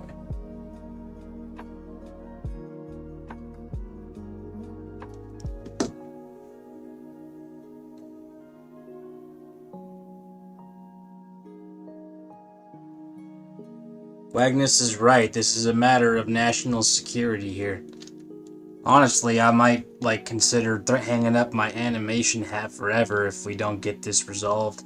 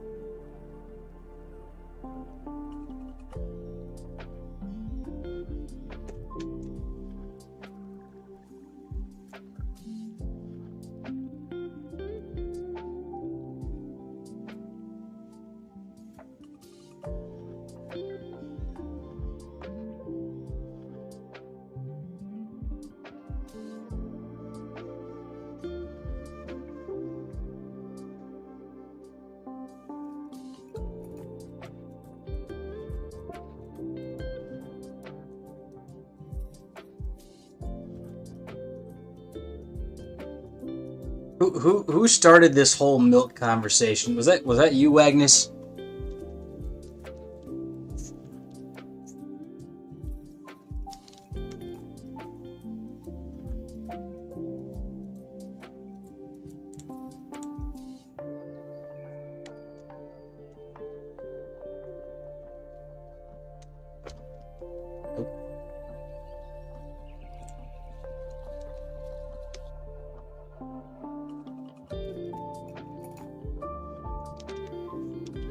Well, thank you for that. I think that's the longest I've thought about milk in years.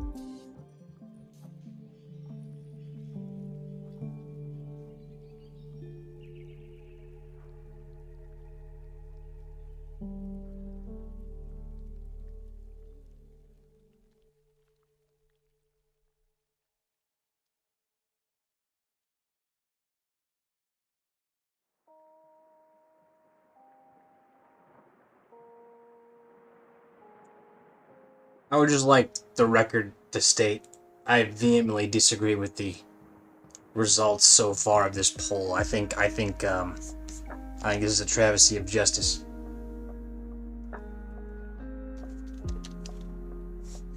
I only like democracy when it works in my favor.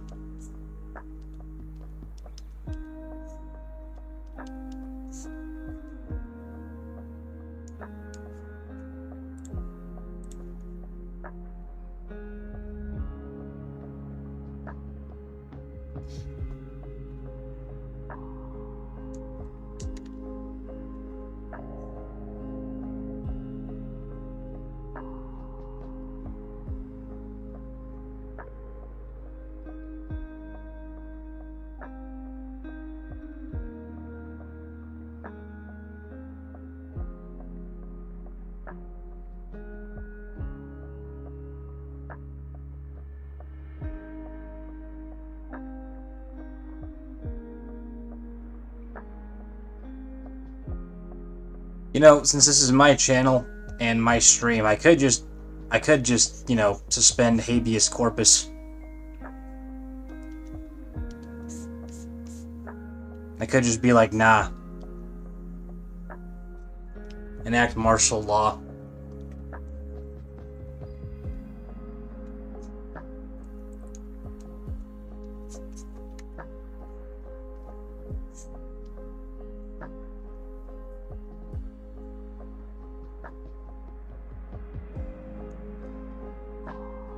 Alright, I've got... Boom. Damn it.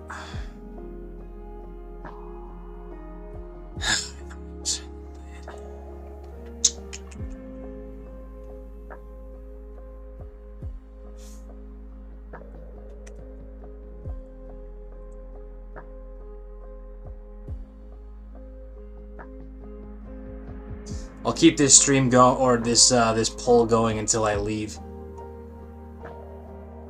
Because I believe we still have a chance. We have some people who voted from home.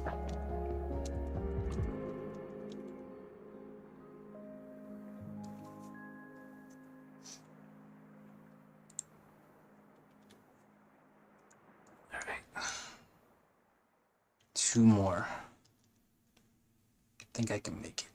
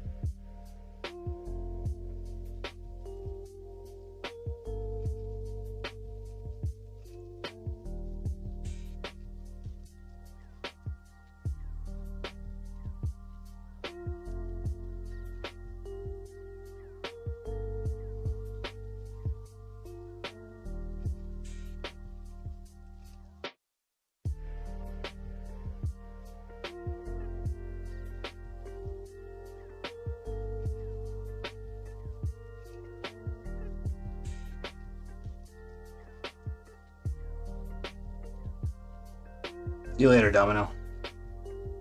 Thanks for coming today. I'm trying to keep this going just a little longer.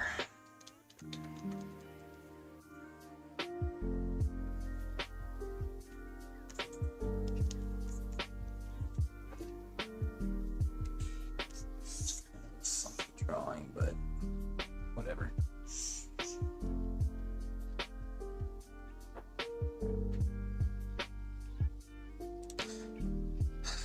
You know, I might actually need to.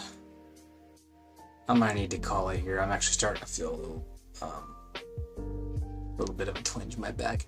So I'm gonna stop here. Well, as per the poll, it appears oat milk can be classified as milk. However, this did not mean that it actually is. I wrote the poll as can it. That does not mean it is. So, it still isn't. Sorry, guys.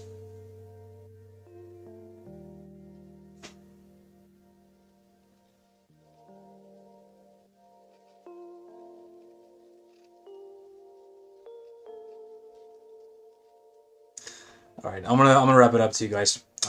You guys have a good evening. I appreciate you coming. Vapor. Oh shoot, you did. Thank you very much, Vapor. I appreciate that. This crowdfunding this crowdfunding is the main way I gotta get this stuff going, because I won't be able to monetize. I probably won't be able to monetize this on YouTube much longer. So crowdfunding is the way I'm gonna have to make this work.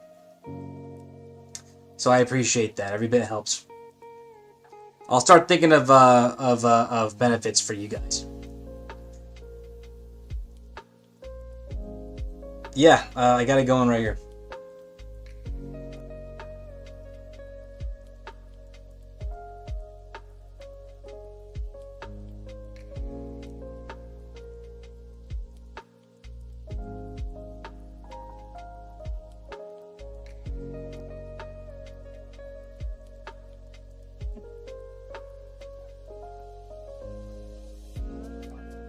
Appreciate that, Wagnus. Love you guys too. You guys have a good evening. I'll probably be a little farther than this when I do my next stream, because I kind of want to keep going and get these in-betweens done. We got just about a little under halfway done today. Just a little bit. So I want to push a little farther tonight, and actually get it halfway. Because then maybe I might be able to finish it tomorrow. Alright, you guys. I gotta go. Have a good night.